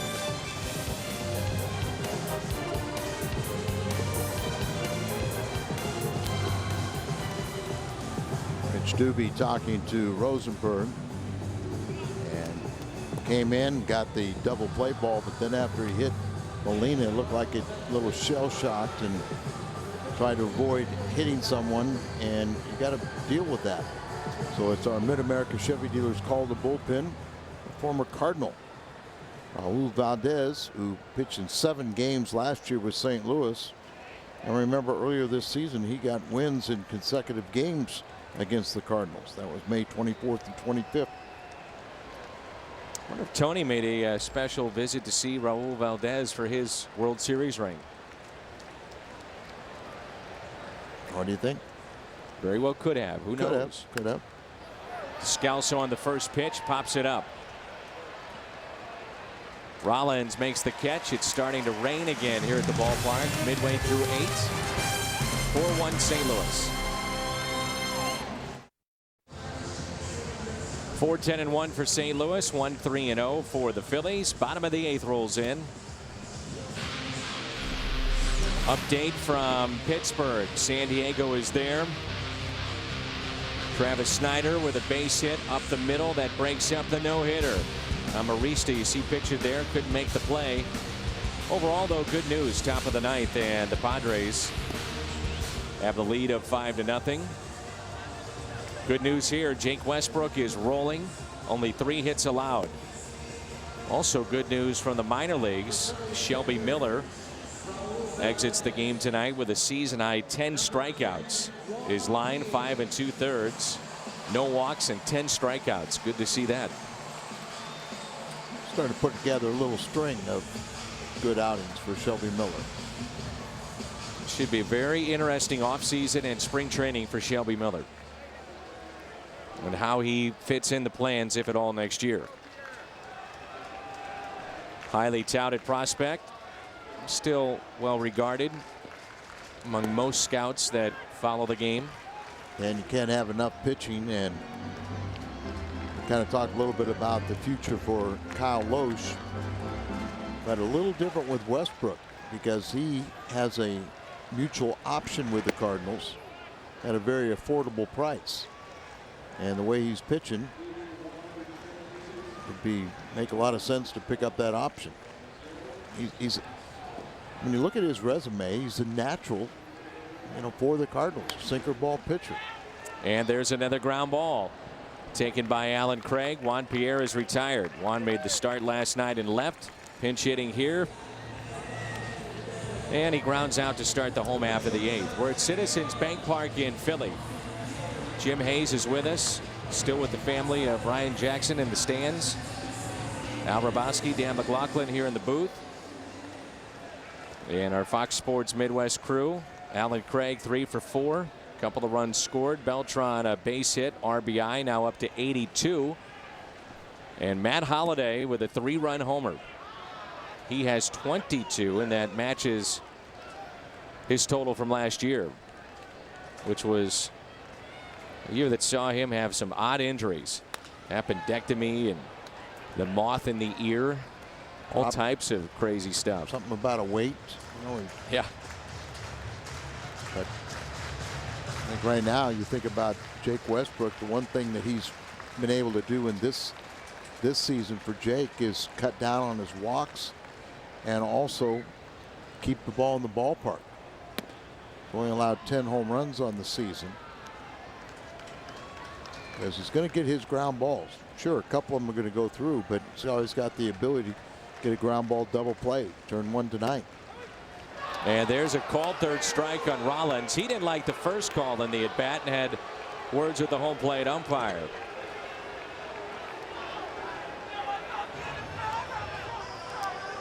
This copyrighted telecast is presented by the authority of the St. Louis Cardinals and may not be reproduced or retransmitted in any form. And the accounts and descriptions of this game may not be disseminated without the express written consent of the world champion St. Louis Cardinals.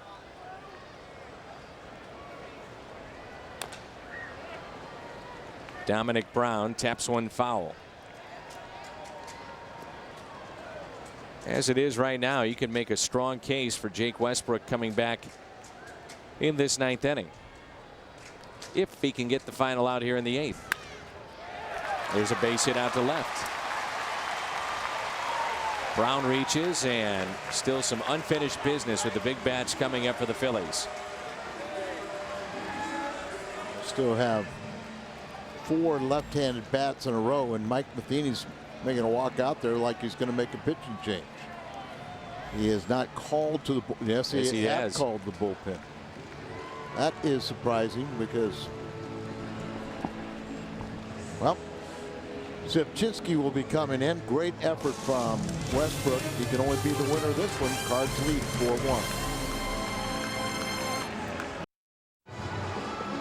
4-1. Welcome back. St. Louis has a 4-1 lead thanks to the great pitching by Westbrook. Just allowed his 4th hit of the night, and Zepchinski will take over here. 2 outs in the 8th inning. Zepchinski appearing for the 52nd time. Recently had a string of 10 scoreless appearances. That was halted. And the last time he pitched was on the 8th in the San Francisco series.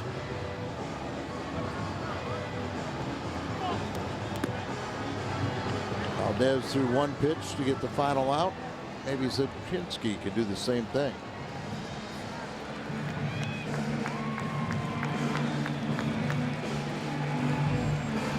Now the same scenario. Barrett Browning came in to face Utley last night. He'd been in the game, but Utley hit the big 2-run home run. All 3 Cardinal relievers had last pitched on the 8th. One of Mike's comments was that they all needed work. So Zepchinski gets a shot tonight. Pitch inside. You wonder if Zepchinski would have come in 8th inning last night. Would we have seen a different result? Hindsight 2020. Good pitch. He ties him up. It's popped up. Freese calling for it and makes the catch. Sends us to the 9th. And it's 4-1. 4-1 Cardinals as we head to the 9th in the city of brotherly love. Coming up after the game on the post-game edition of Missouri Lottery Cardinals Live, Pat Paris and Cal Eldred are back in studio. Jake Westbrook getting batters to chase tonight. Cal will explain why Matt Holliday jumpstarts the Cardinal offense with 1 swing of the bat. They'll take another look at that and another edition of Mic'd Up. Mike Matheny probably pretty pleased to be getting some offense tonight. We head back to the booth, and Dan and Al, guys. All right, Jim, thanks. And the rain is picked up a little bit.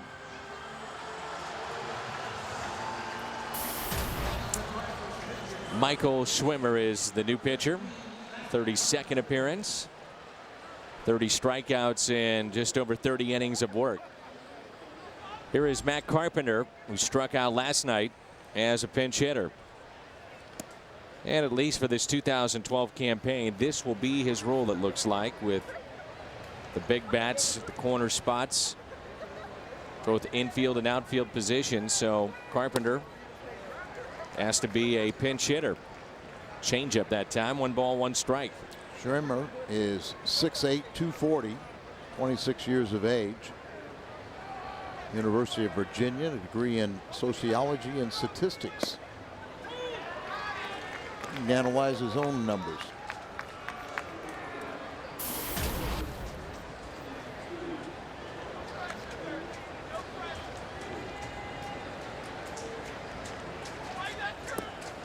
Tied him up, and Carpenter strikes out.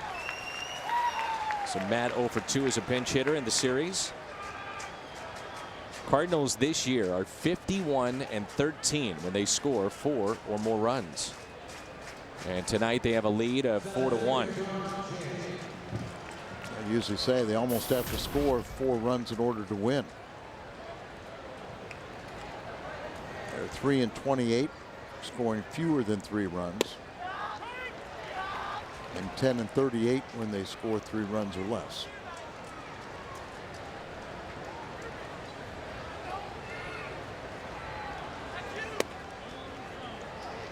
Look back in this ball game, a real big hit was the softest hit of the game.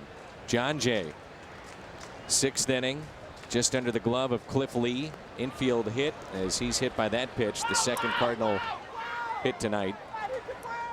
And that broke a string of 12 straight set down by Cliff Lee at that point in time.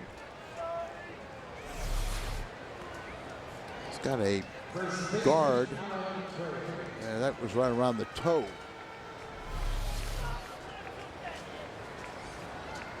Shin guard there, but doesn't do much for the toe. Alan Craig's had a nice night. Pair of doubles, a 3rd hit, a single. He scored 2 runs.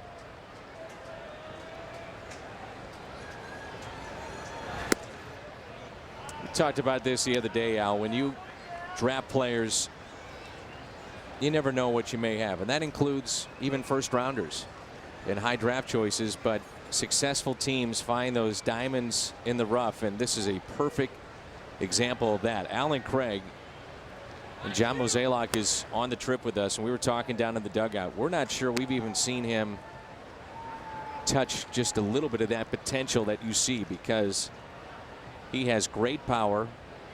He's having a better understanding of the strike zone, playing every day. Remember, he wasn't even doing that with Tony La Russa. Now he is.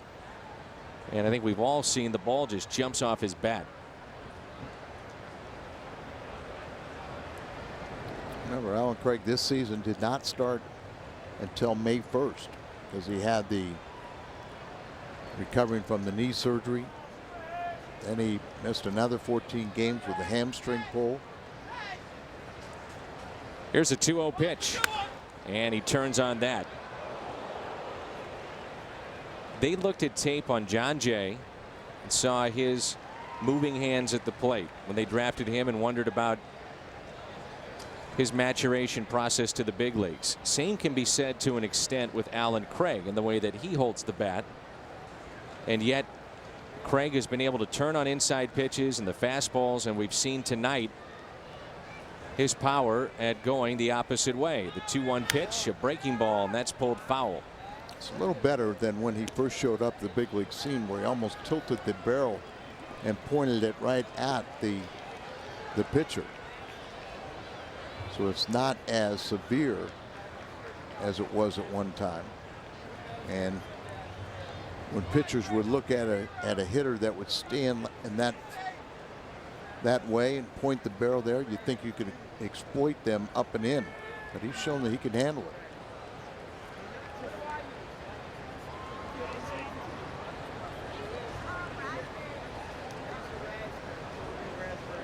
You have to wonder what's going through the mind of John Mozeliak, thinking about the youth of this team and trying to make it all work. Guys like Alan Craig and fit into that budget. Chases that pitch, and Jay will advance to second base. The ball that got away. First base open. Here's Matt Holliday, who was homered tonight. 3-run homer at that time, made it 3-1. The Cardinals added another run, and it's 4-1 here in the top of the ninth.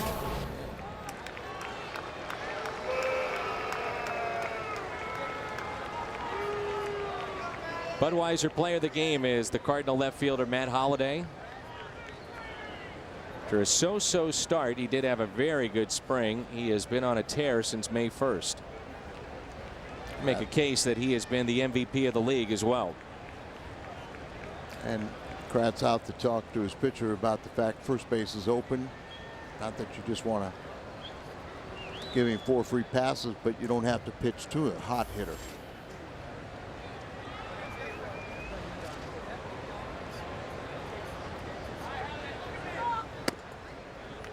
Little high and inside to Holliday.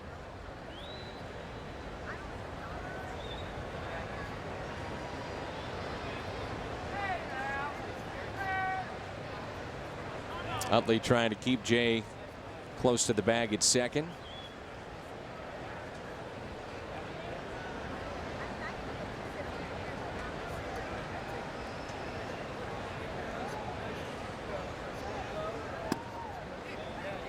2 balls and no strikes. Interesting situation for Mike Matheny in the bottom of this inning is you have 3 left-handed batters coming up. You've got left-hander Zipchinski in there, or do you go like they always do in a safe situation, bring in your closer? Off-speed pitch on the 2-0. Mott is warming up.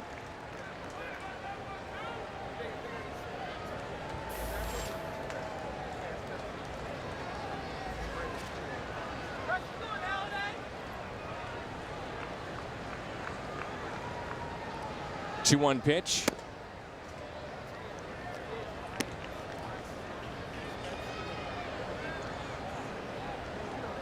A home run from Matt matched his season total from a year ago. 22 now in the year. RBI 77, 78, and 79. 3-2. So a lot of times when a pitcher doesn't mind walking somebody with a base open, God, that's hot. But once he gets to 3-2, then all of a sudden he thinks, okay, now I'm going to blow something by him. Instead of throwing that breaking ball or something, not caring if you walked him, try and throw a pitch, and he's ready for it.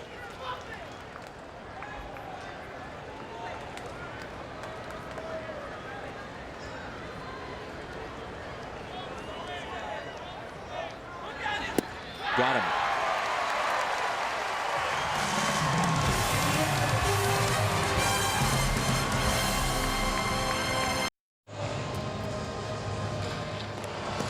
Jason Mott finishing up his warm-up tosses. The Cardinals have allowed just 4 hits tonight. Westbrook very effective, and St. Louis looking to take game 2 and set up the rubber game tomorrow. It's 4-1 as we head to the home half of the ninth.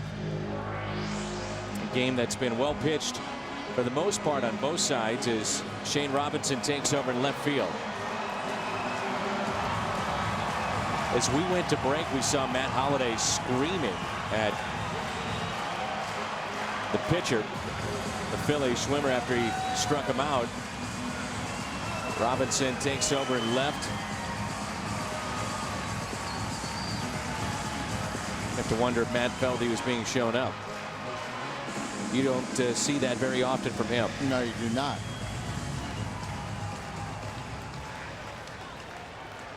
Ryan Howard is 1 for 3. It will be 3 consecutive left-handed batters for Jason Mott, trying to pick up save number 26.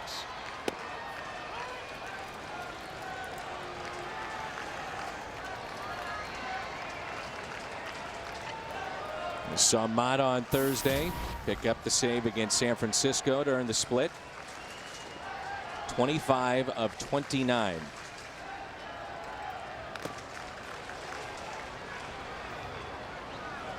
No one caught Molina. He's had a tough night behind the plate and at the plate. A couple of foul tips have caught him. Also was hit by a pitch. 0-2 the count on Ryan Howard. And a single back in the 6th. Mentioned the other night that I've seen Mott go to his cutter a little bit more often this year than in years past. And that would not be the cutter. That would be a 98-mile-an-hour fastball to the backstop.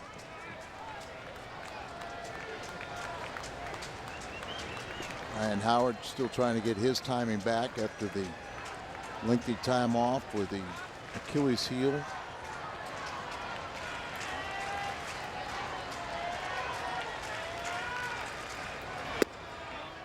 Ooh, he just missed in. Good pitch right there. Didn't get the call.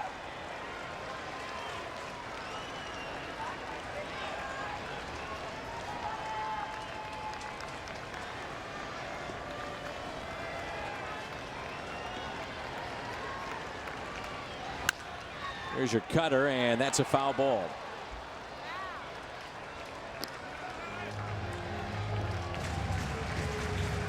Mott with an ERA of 2.63.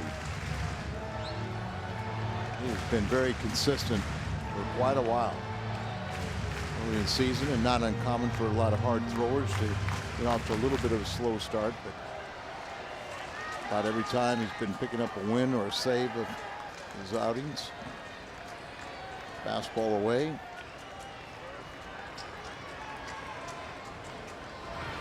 And he got him. Waves at it at 96 miles an hour. Some boos for Ryan Howard. He heard that last night as well.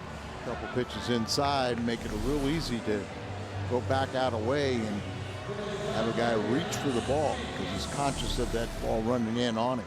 Now we've seen Howard in this series just try to leg out a double, also stretching at the bag at first. He does not look to be anywhere close to 100% coming back off that nasty Achilles heel.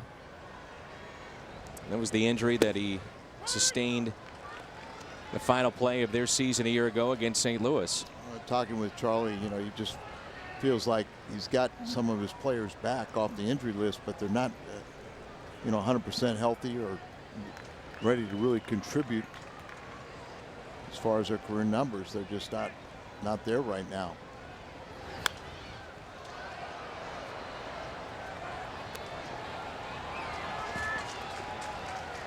And Howard has talked about just the simple aspect of what an off season might be able to turn things around for him a little bit, get his timing back, get healthy. Oh, I'm sure he will find it even before the off season. Just too good of a hitter. Run this ball in. Oof. Inside at 98. See, you get the respect of a hitter. And think about that pitch there, and then the final swing and miss by Ryan Howard is, you know, you pitch inside and then the guy's not going to step across the plate to try and drive the ball. They kind of swing reaching back inside. Got him. Strikeout of Lance Nix.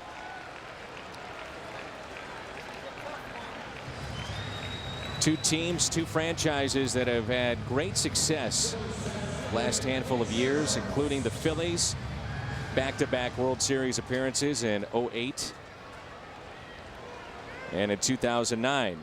Lost to the Yankees.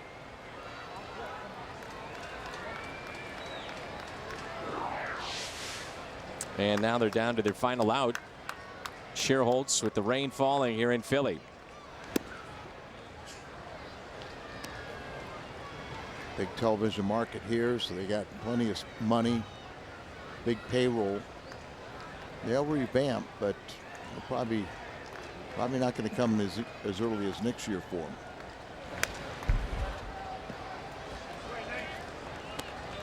One ball, one strike.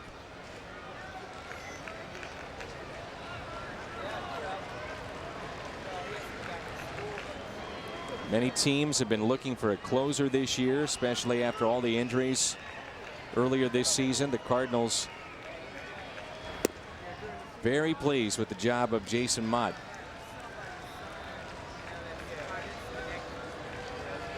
Two balls, one strike.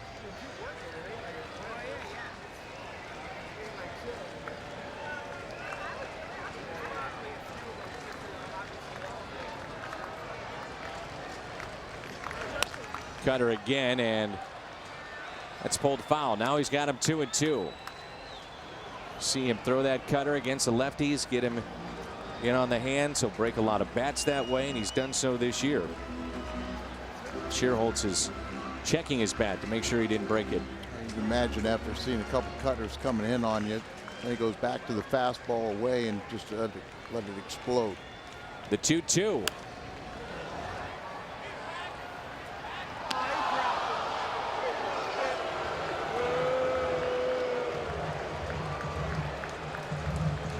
All Scherholtz could do with that 98-mile-an-hour fastball.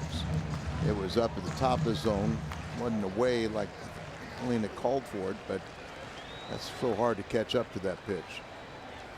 The Cardinals hold on. They'll be 10 games above 500. 2-2 pitch.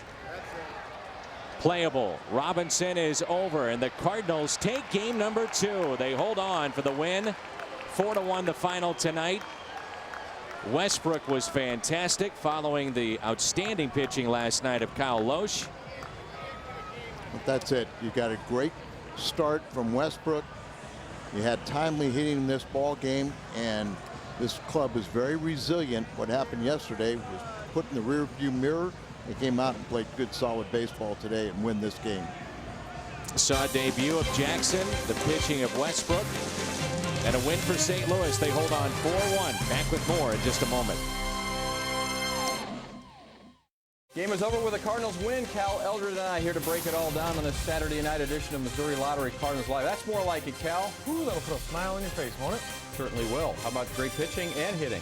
Great pitching by Jake Westbrook. He did set the tone, and then eventually Matt Holliday got to Cliff Lee, who was setting the tone defensively for the Phillies, but Matt Holliday got to him with a 3-run bomb. Certainly did. More from Cal coming up. Plus, the Redbirds' bats had been silent over the past 3 days, but they were able to get the job done against one of the best lefties in baseball. And speaking of Cliff Lee, why does he have just 2 wins?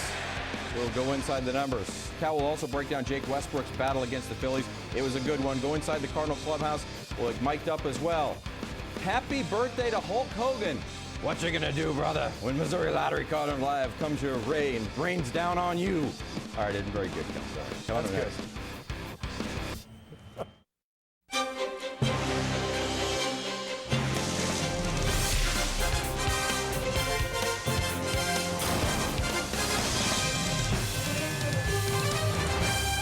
Welcome to Missouri Lottery Cardinals Live. Holliday out to deep right. Brown is back. He'll look up, and this one is gone. It's a home run. Opposite field home run. Finally, the Cardinals strike. Matt Holliday goes deep. That big blow, the difference in this ball game as the Cardinals win it 4-1 over Cliff Lee and the Phillies to even up this weekend series at a game apiece. Hello, everybody, and welcome inside our Fox Sports Midwest studio for the Saturday night's main event edition of Missouri Lottery Cardinals Live. He's Cal Eldred, the former Cardinal. I'm Pat Paris. Coming up, we'll get you back to the city of brotherly love for Cardinal player reaction, plus some mic'd up from Mike Matheny. We'll break down how the Cards fared against Cliff Lee and what does the future hold for Jake Westbrook. We'll discuss all of that coming up. But Cal, this is an offense that has been so good all season, but it's been a little bit of a roller coaster over the last month or so. 3 straight games where they had 4 or fewer hits, let alone runs. They're able to get the job done tonight, though. Dan and Al mentioned during the ball game, and we talked about it yesterday in the post game, that the Cardinals' offense has run into some very good starting pitching. Well, that was the case again tonight, but finally the offense gets to Cliff Lee in the 6th inning by a single, a double, and a home run. And then the key to this whole thing was then adding on again in the 8th with Beltran driving in another run. And finally knocking Cliff Lee out of the game. Don't forget, Cardinal fans, you can get involved in tonight's broadcast. Just send us your questions or comments via Twitter to @FSMidwest because the tweet is on. We'll get to some of those throughout tonight's program. Here on Cardinals Live, we're going to get right back to Philadelphia right now. Jim Hayes catching up with Matt Holliday. He's our Mid-America Chevrolet Dealers player of the game. Jim? 3-hit night for Matt Holliday, including that big 3-run homer off Lee. A 1-2 fastball. Looked like it caught a lot of the plate. Well, I think Jake pitched a really good game tonight. You know, I think this really starts with Jake and how well he pitched. All right, let's start over. Right. What an outing by Jake Westbrook. Jake was awesome. 70, 80 pitches into the 8th inning, and he gave us a chance to win against a tough pitcher, and eventually we got to him. He held the fort while the offense got going. Part of that offense, a 3-run homer. You're facing Lee, a very tough pitcher, and it looked like you got a fastball to your liking. Ryan Jackson really played good. I mean, for a young player, he made a couple huge plays right there. The first one found him. The first one found him, but that'll happen, won't it? Right away. You see that? And then a couple real hard ones at him, too. But it looked like he calmed down a little bit and made some excellent plays for us. Generically speaking, I would assume it feels good for the offense to break out. Loesch pitched very well last night. There wasn't a lot of offense. And in fairness, you guys have been facing very good opposing starting pitching, but the offense came through tonight. You know, we ran into a string, including the Giants, of 18 all-star appearances by those 6 starters. And then these 2 and even the guy tomorrow. So, you're looking at it a week out. Last week, I thought, man, it's going to be a challenge for us. And with those kind of pitching, it's been a challenge. Anything on the pitch you got? No. I tried. Thanks, Matt. Matt Holliday, not going to get it. Send it back to you. Wow, well, yeoman's effort there by Jim Hayes. Matt Holliday obviously wants to talk about the win and what his teammates did. That's a veteran move by Matt, no question. Sorry, Jim. But there's been a lot of back and forth. Those two guys kidding around the last few times. We've had Matt Holliday on a lot lately, don't forget, and for good reason.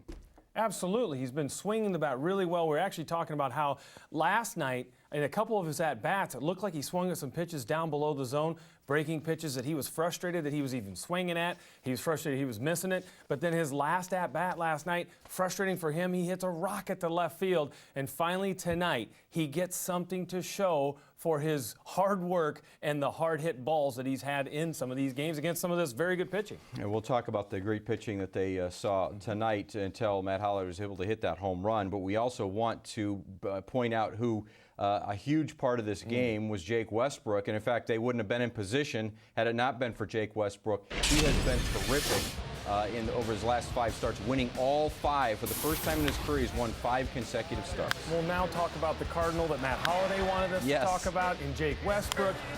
You look at these pitches, and so many times you hear us talk about, watch the catcher's glove. It just doesn't move. And when it moves, it goes down or it goes out of the strike zone.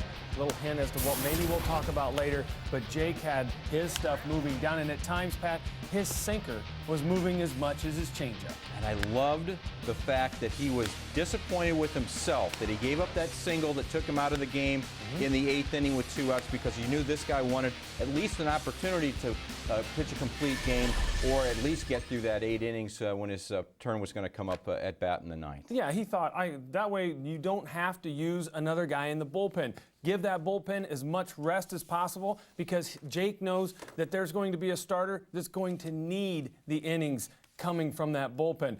Not too many of the starters have needed that lately, but Jake Westbrook goes, look, let me save it for tonight, use Sapchinski tomorrow, but they only needed him for 1 hitter. 12 straight starts for him now that he's been able to go 6 or more innings, and he did that tonight, and he did it very effectively. Let's pick up the highlights. A scoreless game in that first inning, and the only run they got off of him, Cal, was a tough one, because there's the rookie, and, you know, it always seems to find you, Ryan Jackson. It sure does. You know, I was saying, hey, it's great Mike Matheny gets him in there right away, and this play, Ryan will tell you, he'll make that play. He'll make that play more times than not. Sure he will. He makes this play, but it's not able to be turned for a double play as Ryan Howard gets down the line, so the run does score, and it's 1-0. Still 1-zip, top of the 6th, and the Matt Holliday at bat. Well, we can tell you that he hit a rope to right field. He did, and you could see that the catcher Kratz wanted this ball inside. It was back out over the plate, and when you get Matt Holliday, or you give him an opportunity to extend his arms, those are some powerful forearms. And that's what happens to most of those baseballs. That's exactly right. Ryan Jackson, a busy game at second. Cal, bottom of the 6th, makes a diving stop and redeems himself. A lot of dirt on the youngster. This is after he took a shot off of his left arm. It was a bullet. That they called an error. They called an error. And I'm going, the one they called a hit, they should have called an error. The one they called an error, they should have called a hit. It's all even. All even.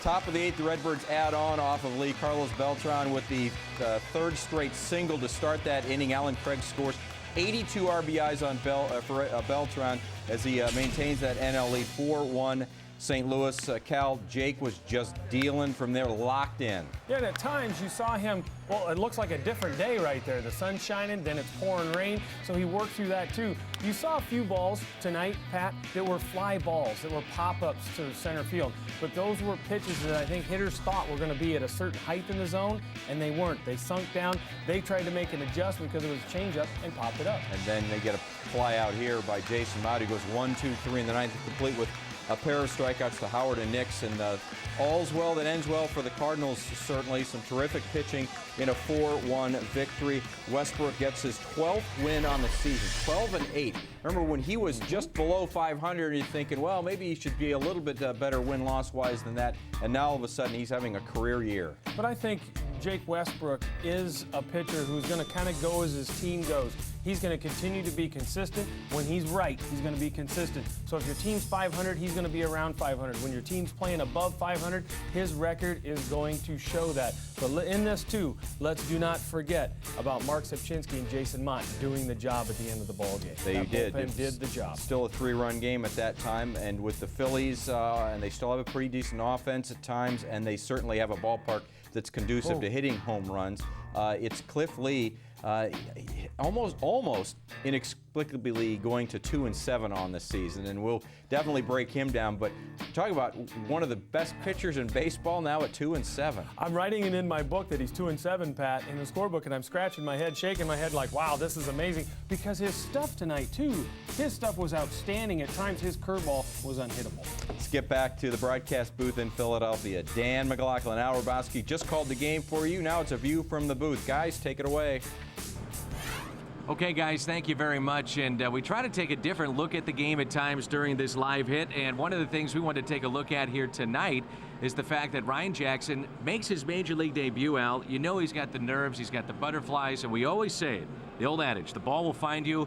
Well, it found him a lot tonight. And really, you talk about it, he's a little nifty shortstop. He's only played 14 games at second base, so he's over there a little not quite accustomed to it. And there was a lot of ground balls for him, a lot of chances. And for the most part, he really came through, and we got to hear a great interview by his parents. That was with Jim Hayes midway through the ball game, and Jackson comes up big tonight. I know Al was a big fan of the interview. You've always been a huge supporter of Jim Hayes throughout the years, Al. And, well, with that, we should... I think it's another Academy Award winner. It is. And with that, we say goodbye for just a little bit because we'll talk about tomorrow's starter, Lance Lynn, later in the show. Let's send it back to you. Guys, thank you. Whether it's Academy Awards, whether it's Emmy Awards, whatever Jim Hayes can garner, we're all for it. I think he's going to have to earn them because after the pregame interview and then this postgame interview with Matt Holliday, he has his work cut out for him. He's got the starting pitchers and the position players working against him. You're right about that. As a former big league pitcher who's seen a lot of guys make their debuts in the big leagues playing defense behind you, you can certainly understand what everybody was going through because he is a terrific fielder, Ryan Jackson. He's moving over to a position that he did play in the minors as well, but not nearly as much as he plays shortstop. And that's the thing that needs to be mentioned again. Al mentioned it, Pat, you're mentioning it too. He's at second base. This is, the ball comes off the bat different. Whether it's right-handed or left-handed, it just does not matter. That play right there, you can tell that in a few days, a little bit of playing time, he's going to stay on his feet, he's going to backhand it, he's going to flip it to the shortstop for Call, Descalzo, who's ever over there, and it's going to be a double play. This one kind of delayed, kind of a floater, which causes for Call to get almost crushed by Utley. That was a better turn right there. This ball was the missile I'm talking about. That thing's a rocket. This is an error. Well, maybe the ball was just smoked. And certainly you would love for it to hit him and stay in the infield, but it didn't even do that. But then you see him make a nice play right here. There's going to be times, Pat, because the kid has a strong enough arm that he's going to get this. You see him look to second, but he makes a wise decision and get the out in that situation. Eighth Cardinal to come up from the minors and make his big league debut this season, which tells you about the injuries and now the fact that they traded Tyler Green to Houston, and there was a need for a spot there. And, well, it's a terrific opportunity, and we'll see how much he plays. And certainly against lefties, you would think he would play. Well, and, you know, and the other thing is I did not think watching him swing today, he didn't get a hit, but he took some very good swings against a very good pitcher. He did. We're going to continue here on Missouri Lottery Cardinals Live. We're going to talk about that sixth inning where the Cardinals bats came to life in a big way. Stay with us after the Cardinals' victory, 4-1, I should say, over the Phillies. Missouri Lottery Cardinals Live is brought to you by Carrier. For all your heating and cooling needs, turn to the experts at CarrierComfortTeam.com. And by the Missouri Lottery. When you play, students win. Flashback to October 2nd, 2011. Game 2 of the NLDS. The Cardinals spot Cliff Lee a 4-0 lead after the second inning. And in perhaps the most shocking moment of the entire postseason, Lee can't hold the lead. The former Cy Young Award winner giving up 5 runs on 12 hits over 6 innings as the Cards even the series with a 5-4 victory. And we all know what happened after that. They win that series. They beat the Brewers. They beat the Rangers. They're world champions. So how crazy was Game 2 of the NLDS last year? Let's go inside the numbers. our Taco Bell food for thought. The 12 hits allowed by Cliff Lee matches a career high. By the way, they got 10 tonight off him. Yes, they did. They blew a 4-run lead for only the 4th time in his 261 career starts. And the Cardinals came back from a 4-run deficit in the postseason game for just the 2nd time. They also did it in the '87 NLCS in game number 3 of those great teams of the '80s. Now, Cliff Lee, well, he was only spotted a 1-run lead, but it seemed like a lot more than that until the Cardinals finally, because they didn't get those runs in the first 2 innings when they had the opportunity. And this is one of those plays, those bounces that just does not go your way, but you give John Jay credit for hustling, and then Alan Craig got those arms extended. This was almost a home run itself. It was. It was just a few feet from a home run, and you can see Dominic Brown, he wasn't sure where that ball was going, but now it sets the table for the big man, Matt Holliday, coming to the plate. Well, and you love to see this, despite the fact that he was in a little bit of a slump, 0 for 12 before the game started, but he was locked in tonight, and there's the home run that this time just creeps over the chain link fence. It does creep over, and Dominic Brown, you can see Matt's son right there with the Cardinal hat on. He's all fired up. The players are fired up. These guys are excited because, once again, they've come back against one of the best pitchers in baseball. And no surprise that it's Matt Holliday, the most professional of the professional hitters on this team, and the guy that he and Carlos Beltran are certainly the most dangerous guys on this team. And for him to get it done, you could see some frustration there with this offense, and Matt Holliday delivers. A big night for him. Well, and he did say he looked ahead and saw the pitchers that they were going to face in San Francisco and here against the Phillies, and he realized this is going to be a challenge. Well, guess what? Matt Holliday, his hobby is hitting and working out. And so he takes this challenge on and loves it. You see him hitting the curveball hard. That was a good curveball. He hit really hard.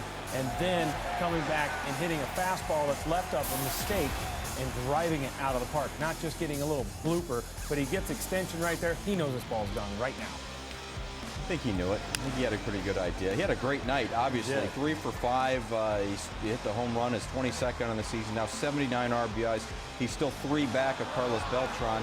Beltran driving in a run as well, and they are the top 2 in the National League. I think his hobby is just being awesome is what it is. He's got too much awesome in his hands. Awesome in everything he does. And by the way, have I mentioned tonight the Cardinals are now 24-12 against lefty starters? Forget about all that stuff they can't. They actually, obviously, 12 games over 500 against lefties. They're actually slightly below 500 against right-handers. And we had that whole thing going the other way just a couple years ago. It seemed like, wow, they put a left-hander on the mound with a pulse, and the lineup couldn't do anything against him. That's not the case now. But 2 things that Pat said about 2 guys on the team, Carlos Beltran.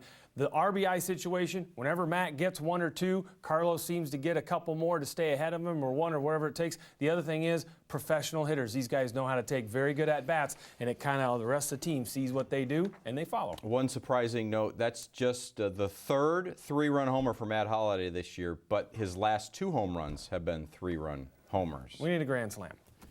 Let's get a grand slam Why on not? Matt Holliday. If you're that awesome, you'll get a grand slam for the end of the season. Mic'd up, Mike Matheny's comments coming up next on Cardinals Live.